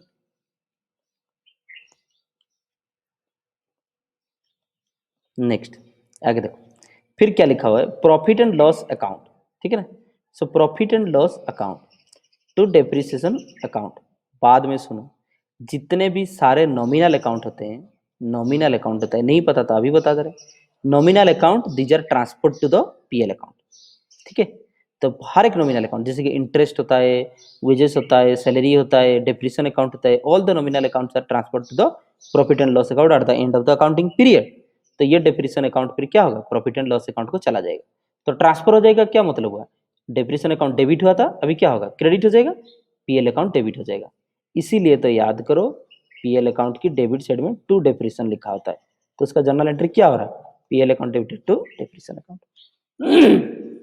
ठीक है। सेकंड अल्टरनेटिव क्या है? सेकंड अल्टरनेटिव यही कह रहा है कि हर एक डेप्रिसिएशन का अमाउंट जो एक एक साल का जो होगा 10,000, उसी 10,000 को हम एसेट से ही काट देंगे। ठीक है, डेप्रिसिएशन का अमाउंट एसेट से ही काट देंगे तो क्या होगा? Depreciation is a expenses losses, that's why it will be debited, and asset जो हो रहा है इंक्रीज होने से डेबिट होगा, एसेट क्या होगा? डिक्रीज होने से क्रेडिट होगा। तो एसेट इसलिए क्रेडिट हुआ है। करते हो कि नहीं बैलेंस शीट में? याद करो। यहाँ पे लिखते हो बिल्डिंग्स 1,00,000 रुपए लेस डेप्रिसिएशन 10,000, बचा 90,000, दिस इज द वैल्यू। तो कोई ऑर्गेनाइजेशन क्या करते हैं? नेट वैल्यू को हर एक साल दिखाते हैं, तो उनके लिए जर्नल एंट्री क्या होगा? Depreciation to asset account. ठीक है, और बाद में हम बताए depreciation is the nominal account that is transfer to PL account. देखिए, डेप्रिसिएशन पीएल अकाउंट को ट्रांसफर नहीं होगा तो प्रॉफिट लॉस कैसे निकलेगा? कॉमन सेंस है, डेप्रिसिएशन पीएल अकाउंट में डालने के लिए ही तो बनाए हैं। पीएल अकाउंट में ट्रांसफर नहीं होगा तो कैसे होगा? सो कोई चीज ट्रांसफर होने से क्या होता है? उल्टा होता है। Depreciation here debited, that will be credited and PL account is debited. ठीक है, आगे देखो। तो ये एक सवाल दिया हुआ है, इस सवाल को हम क्विकली देखेंगे। तो ठीक है, थोड़ा बहुत जिसको याद है, मालूम है, चुपचाप बैठेंगे उन लोग और फॉलो करते रहेंगे। ठीक है ना, यही बात है। चलिए शुरू करते हैं सवाल की ओर। लिखा क्या है? लिखा ये है कि Jain brothers acquired a machine on 1 July 2018 at a cost of 14 lakh. ठीक है, तो ओरिजिनल कॉस्ट है 14 लाख, उसमें खर्चा हो रहे हैं 1,00,000 रुपए। रुको, तो इसमें व्हाइट इंक नहीं दिखेगा, रेड ही ठीक रहेगा। तो 14 लाख खर्चा है। फिर उसके बाद तुरंत बाद क्या हुआ? और कौन सा इंक हम ले सकते हैं? ट्राई ब्लू,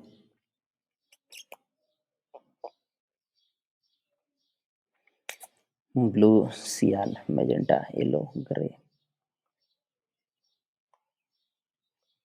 और 1,00,000 रुपया उस पर खर्चा हुआ है। ठीक है, यहाँ पे नहीं दिख रहे, कोई समस्या नहीं, यहाँ पे दिख जाएंगे। 1,00,000 उस पर क्या हुआ है बाबू? खर्चा हुआ है इंस्टॉलेशन के लिए। तो टोटल कॉस्ट कितना हो गया? 15 लाख।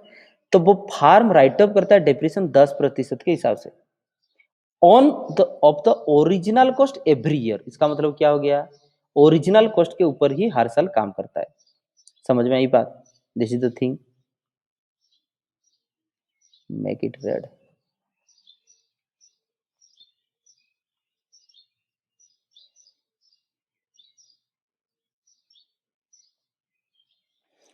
और ये ओरिजिनल कॉस्ट के ऊपर ही हर साल काम करता है। ठीक है, आगे देखो। इसका मतलब ये स्ट्रेट लाइन मेथड हो गया। फिर लिखा है books are close 31 December every year. तो 31 दिसंबर को हर एक साल ये बुक बंद हो रहा है। हमको क्या करना है? Show the machinery account and the depreciation account for the year 18 and 19। तो 2018 और 2019 के लिए दिखाओ, तो 2-2 साल के लिए। तो आपको पता है ही लेजर कैसे चलता है, एक लेजर में 2-2 साल की डिपिक्ट किए जाते हैं। बहुत आसान बात है, 15 लाख से शुरू होना है, 10% लगना है, 1 जुलाई से स्टार्ट हुआ है। चलिए स्टार्ट। तो यहाँ पे हम क्या लिखेंगे? मशीनरी अकाउंट लिख दिए for the isness of purpose, तो यहाँ पे लिख दो डेबिट क्रेडिट। ठीक है, और आपको पता है ही this is the date field. फिर लेजर क्या होता है? This is the particular field, particular, this is the amount, this is again the date, this is again the particular, this is again the amount rupees। understand the points? तो ये चीज पढ़ाई हो रहे हैं by assuming a concept that कि beat the very much fundamental things of accounting you already know it. नहीं भी okay, it will be discussed later. if don't know, if anyone someone is else nothing that ki someone don't know the concept of this much of accounting or depreciation account, not read yet, understand the concept, it will be discussed later। the date particular amount rupees, date particular amount rupees, this is the debit credit। now आगे देखो। तो सबसे पहले कहानी कहाँ से शुरू हुआ था? 1 जुलाई 18 से। ठीक है, तो यहाँ पे लिख दो डेट 1/7/2018। बाबू मशीनरी अकाउंट, सुनिए, क्या आपको पता है मशीनरी अकाउंट डेबिट कब होता है? व्हेन कम्स इन, जब मशीन आएगा डेबिट होगा, जब चला जाएगा तब क्रेडिट होगा। तो सबसे पहले याद रखो ये चीज, machinery account is the debit balance account. तो देखो machinery account is the debit balance account. So when comes in, समझ रहे हो कि नहीं? When comes in debited, when goes out that is credited. Machinery account, ठीक है ना, ये डेबिट बैलेंस है। तो जब भी आएगा डेबिट होगा, जब चला जाएगा क्रेडिट होगा, जब पैदा होगा डेबिट होगा, जब मर जाएगा क्रेडिट होगा।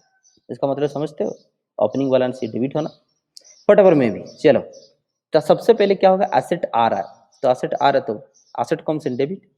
1 जुलाई को 14 + 1 लाख एक साथ डालोगे, क्यों डालोगे बाद में बताएंगे। लिखो टू बैंक अकाउंट, लेकिन ब्रैकेट में हम यहाँ पे लिख दिए हैं 14 लाख जो था एसेट का वैल्यू था, प्लस 1 लाख जो यहाँ पे खर्चे हुए, वो 1 लाख किसके लिए खर्चा हुआ बाबू, वो इंस्टॉलेशन के लिए खर्चा हुआ। तो अमाउंट की कॉलम में हम यहाँ पे लिख रहे हैं 15 लाख रुपए। यहाँ पे एक बार 14 लाख लिखोगे, फिर 1 लाख लिखोगे, टू बैंक अकाउंट 2 लिखोगे। प्रॉब्लम क्या होगा पता है, इस 14 लाख के ऊपर डिप्रेशन चार्ज करोगे, 1 लाख के ऊपर भूल जाओगे, या फिर इलॉजिकल लगेगा। आपको पता है ही कि any expenditure incurred in connection with the purchase of any asset that is added to the asset account. ठीक, तो 15 लाख रुपए, तो ये 1 July 2018 15 lakh rupees. Understand the points. Next आगे बढ़ते हुए इतना ही कहानी है। फिर डिप्रेशन हर एक साल चार्ज होना है, यही बात है। तो और कोई एसेट आया नहीं, गया नहीं, लास्ट में ये साल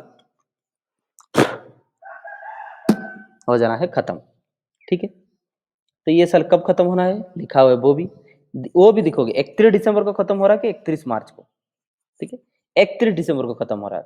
तो क्या आपको पता है, अगर ये मशीनरी डेबिट बैलेंस है, इसका मतलब है स्टार्ट होगा डेबिट में, खत्म होगा क्रेडिट में। आएगा तो होगा डेबिट, जाएगा तो होगा क्रेडिट, क्योंकि इसका नेचर है डेबिट, ठीक है ना, यही बैलेंस है, मेल नेचर। तो बात वही है, अब ये साल हो रहा है खत्म, तो 31/12/18 दिसंबर को खत्म हो रहा है, लिखा हुआ है बुक में। सर थोड़ी ना होता है कोई दिसंबर में साल खत्म होता है, देखो होता नहीं होता, और राजनीति अलग चीज है। अभी हम पढ़ रहे हैं ना सीखने के लिए, तो होता है। तो 31/12/18, तो अभी क्या करेंगे, डेप्रिसिएशन चार्ज होगा, कितना आसान, सिर्फ डेप्रिसिएशन लिखा जाएगा। तो बाय डेप्रिसिएशन अकाउंट, समझ रहे हो कि bye depreciation account, this is much thing, nothing else. तो यहाँ पे 15 लाख के 10% के हिसाब से डेप्रिसिएशन लगना है। तो यहाँ पे 15 लाख इंटू 10%, लेकिन इंटू, फिर से देखो 15 लाख इंटू 10% इंटू, समस्या क्या हुआ, सिर्फ और सिर्फ 1 जुलाई से 31 दिसंबर तक ही चार्ज होने हैं। समझ में आई बात, दिस इज द थिंग, 1 दिसंबर से 31 जुलाई तक ही चार्ज होने हैं। तो इसलिए क्योंकि उतना तक ही काम होना है, तो जितना टाइम के लिए लगेगा उतना टाइम के लिए ही हम लेंगे उसको, ठीक है।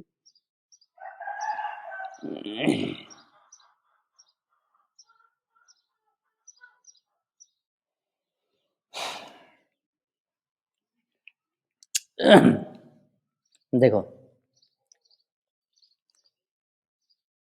तो ये हो गया 15 लाख इंटू 10% इंटू जुलाई से दिसंबर, स्टार्ट करो, कितना दिन हो रहा है।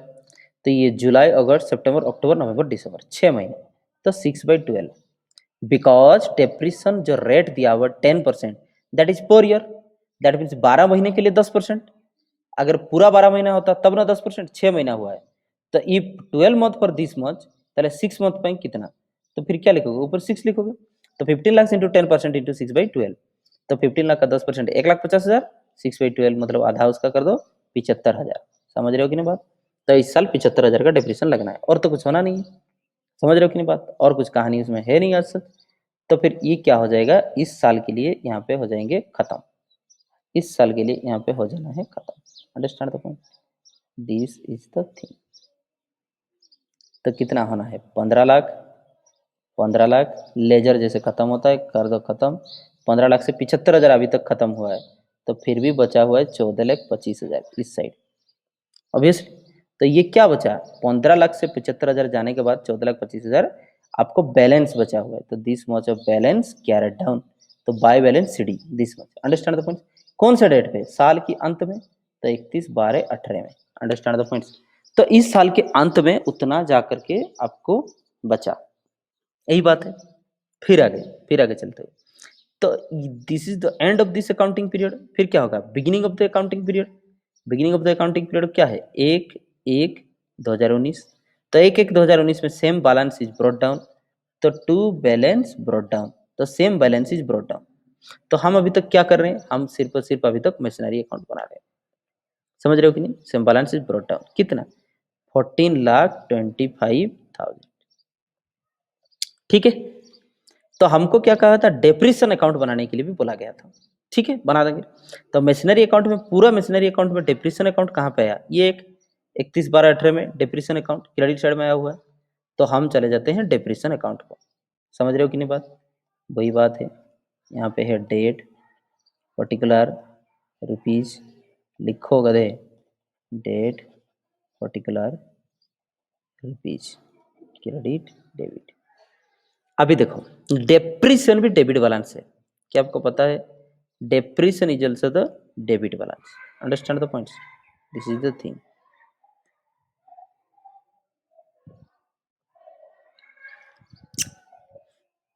तो ये भी डेबिट बैलेंस, दैट मीन्स कि आएगा तो डेबिट में आएगा। अभी डेप्रिसिएशन क्या हुआ, चार्ज हो रहा है तो यहाँ पे आना है, और वैसे भी आप लोग देख लो, अगर मशीनरी में डेप्रिसिएशन क्रेडिट हुआ है तो डेप्रिसिएशन में मशीनरी डेबिट होना है, ठीक है।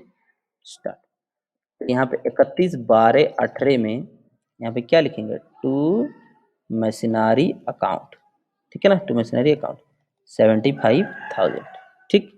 तो ये इस साल क्या होगा, और डेप्रिसिएशन और कुछ आना ही नहीं है, ये सिर्फ और सिर्फ फिर 31/12/18 को हम क्या बताए थे, डेप्रिसिएशन अकाउंट का जितना भी बैलेंस होता है, जो होता है at the end of the accounting period, ये तो end of the accounting period ही एंट्री हुआ, at the end of the accounting period that is transfer to the PL account. क्यों ना, डेप्रिसिएशन, सारे क्लोसेस, सारे के इंटरेस्ट अगर प्रॉफिट लॉस अकाउंट को चार्ज नहीं होंगे तो फिर वहां पे आपको काम नहीं होने। तो बात वही है, तो 31/12/18 इस बार क्या होना है, वो प्रॉफिट लॉस अकाउंट को चला जाएगा, तो to profit and loss account, समझ रहे हो कि नहीं, 75,000, इसलिए नॉमिनल अकाउंट की बैलेंस नहीं बचता है, ये ऑटोमेटिक एंड हो गया, तो आप ऐसे सिंगल लाइन भी कर सकते हो, ठीक है ना, क्योंकि वो ऑटोमेटिक क्लोज हो गया, ठीक है ना। अच्छा ठीक है, आगे बढ़ो। ये डेप्रिसिएशन अकाउंट इस बार खत्म हुआ। अच्छा,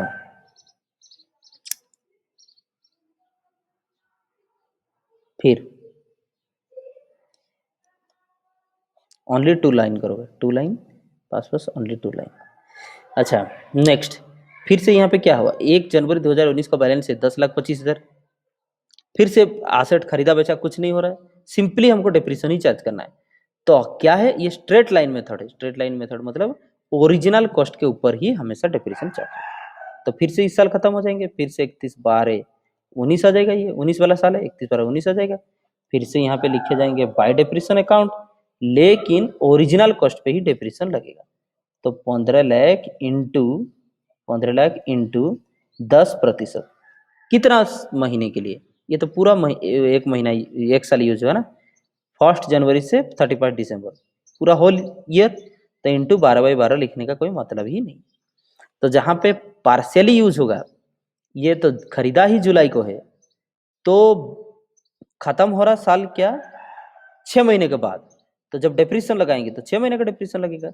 हालांकि यहाँ भी ओरिजिनल कॉस्ट पे डेप्रिसिएशन चार्ज हुआ है, यहाँ भी ओरिजिनल कॉस्ट पे डेप्रिसिएशन चार्ज हुआ है, लेकिन क्योंकि यहाँ पे 6 महीना हुआ था, इसलिए 6 महीने के डेप्रिसिएशन लगेगा। यहाँ भी ओरिजिनल कॉस्ट और 10% हो रहे हैं, लेकिन क्योंकि ये पूरा साल की हो रहा है, तो पूरा साल की डेप्रिसिएशन लगेगा 1,50,000 रुपए, समझ में आई बात। तो 1,50,000 पूरे के पूरे डेप्रिसिएशन यहाँ पे चार्ज हो जाने हैं। अब जितना बचेगा वो हो जाएगा कूड़ा बैलेंस, समझ रहे हो कि नहीं। तो यहाँ पे 31/12/19 में जितना बचेगा वो होगा बैलेंस, खत्म थोड़ी होगा एसेट, एसेट थोड़ी ना हम बेच रहे हैं, बेचने से खत्म होता, खत्म नहीं होगा, क्योंकि और भी 10 साल चलेगा, हमको सिर्फ और सिर्फ 2 ईयर्स का कहा था, तो हम 2 ईयर्स के, तो 14,25,000 से 1,50,000 चल जाने, मान लो ये 14 लाख होता, तो ये 12,25,000 होता, अभी 12,75,000 होगा, तो 12,75,000 हो जाने, समझ में आई बात। तो यहाँ पे लिखो 14,25,000, यहाँ पे लिखो 14,25,000, और कूड़ा बचा कितना, 12,75,000 का बाय बैलेंस शीट, ठीक है। वहाँ पे हमको डेप्रिसिएशन अकाउंट भी बनाना है, तो मशीनरी अकाउंट में बाय डेप्रिसिएशन लिखा हुआ है, तो यहाँ पे डेप्रिसिएशन अकाउंट आ जाओ, तो टू मशीनरी लिखा होना चाहिए, टू मशीनरी अकाउंट। लेकिन इस बार कितना कटा, 1,50,000 का, देख लो इस बार अमाउंट कितना है, 1,50,000, same thing is to be copied. तो 1,50,000 यहाँ पे लिख दोगे, और वो भी कौन से डेट पे देख लो, 31/12/19 में, तो यहाँ पे 31/12/19 ये डेट दे दोगे, 31/12/19, समझ रहे हो।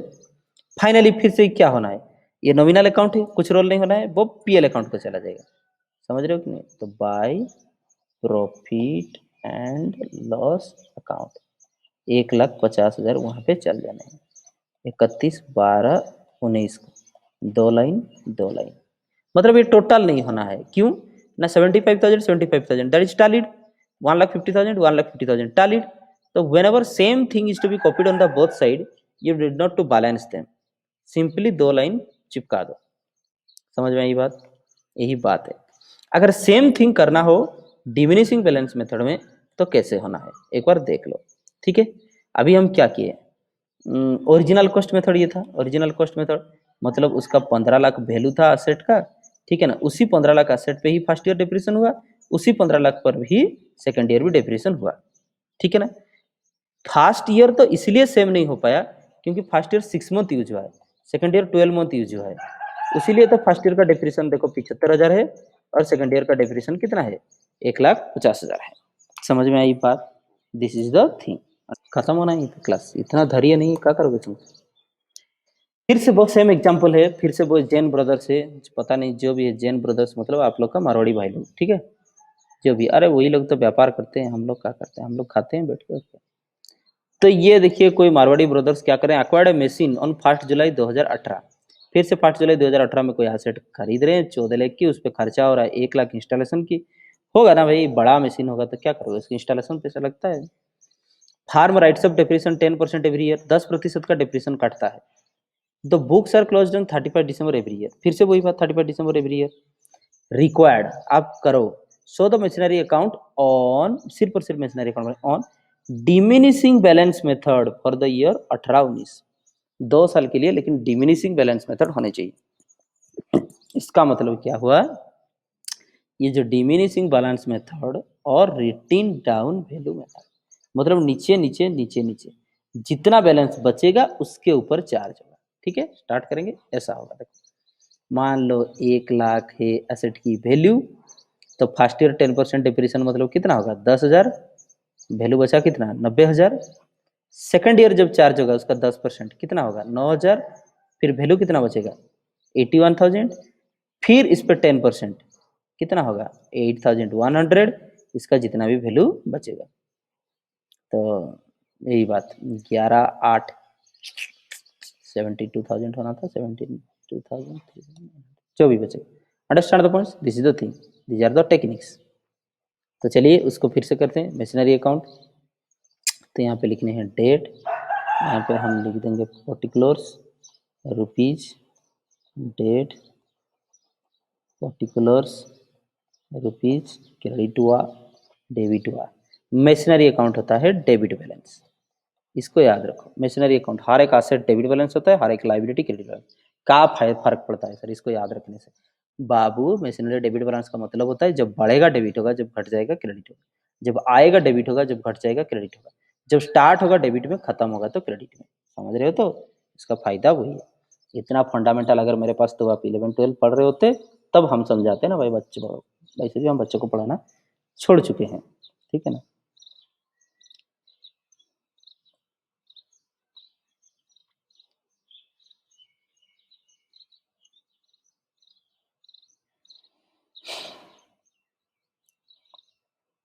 बस बस खत्म, स्टार्ट।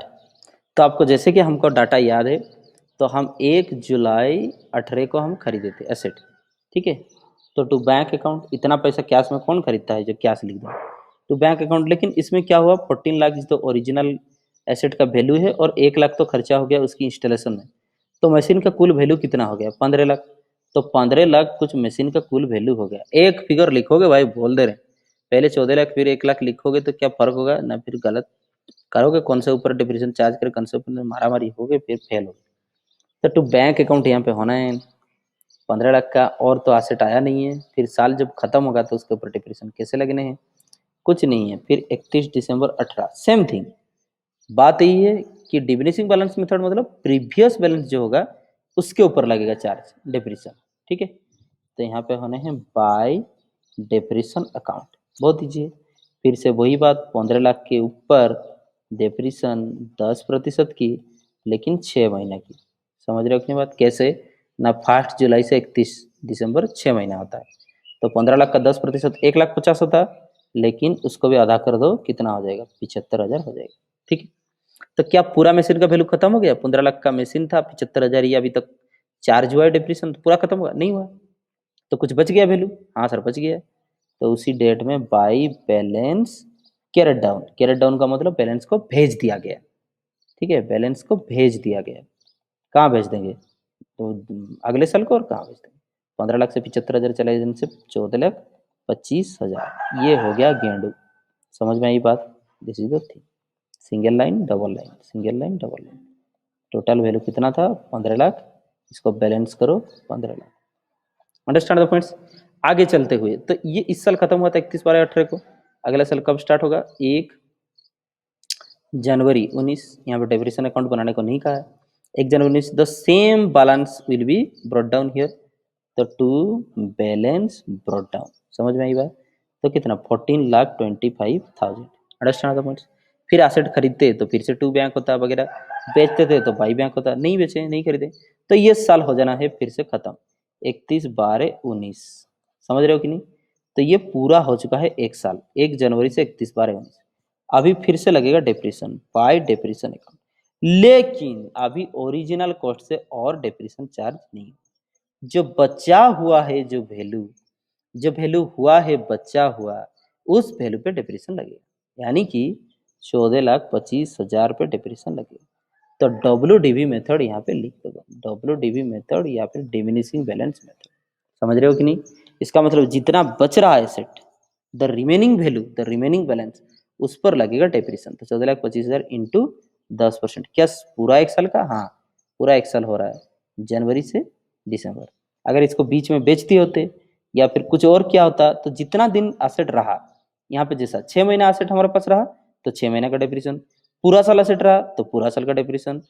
और क्योंकि डिमिनिशिंग बैलेंस है, तो 14,25,000 जितना बचा हुआ बैलेंस, उस पर ही लग सकता है डेप्रिसिएशन। तो 14,25,000 इंटू 10% कितना हो रहा है? एक शून्य काट दोगे और क्या? 142500, ठीक है ना? तो 1,42,500। ठीक, तो 14,25,000 था, सिर्फ 1,42,500, खत्म नहीं हुआ सेट भाई। तो बाई बैलेंस कैरेट डाउन, फिर से बैलेंस बचेगा कौन सा डेट पे? सेम डेट पे 31/12/19, सेम डेट पे बैलेंस बचेगा। कितना बैलेंस बचेगा ये कैलकुलेशन करके हमें बताओ। Understand the point? Single line double line, single line double line. 14,25,000, यहाँ पे लिखो 14,25,000। कितना बचेगा value? Let me find the calculator. 14,25,000, 14,25,000 minus 1,42,500, 1,42,500, 12,82,500 लिखो। तो ये 12,82,500, तो 12,82,500 इतना वैल्यू बचेगा। समझ में आई बात? फिर से यही बात है, कोई समस्या नहीं। यहाँ पे क्या होना है, बस एक छोटा याद रखना है, यहाँ पे हमेशा के लिए ओरिजिनल कॉस्ट 15 लाख, उस पर डिप्रेशन लगेगा। सेकंड ईयर भी 15 लाख के ऊपर डिप्रेशन लगेगा, लेकिन डिमिनिशिंग बैलेंस मेथड होने से जो डिमिनिश्ड बैलेंस है, जो रेसिडुअल बैलेंस है, उस पर लगेगा डिप्रेशन। यहाँ पे 15 लाख का कैलकुलेशन हुआ है, यहाँ पे 14,25,000 के ऊपर कैलकुलेशन होगा, जितना दिन के लिए वो अलग बात है। आज के लिए पढ़ाई उतना तक था, फिर आगे बात करेंगे प्रॉफिट और loss on the sale and disposal of the plant property equipment. अगर पीपीई को हम बेच देंगे या फिर डिस्पोज करेंगे, हटाएंगे, तो फिर प्रॉफिट लॉस अराइज होगा, तो उसके ऊपर कैसे हम कार्य करेंगे। समझ में आई बात? This is the thing.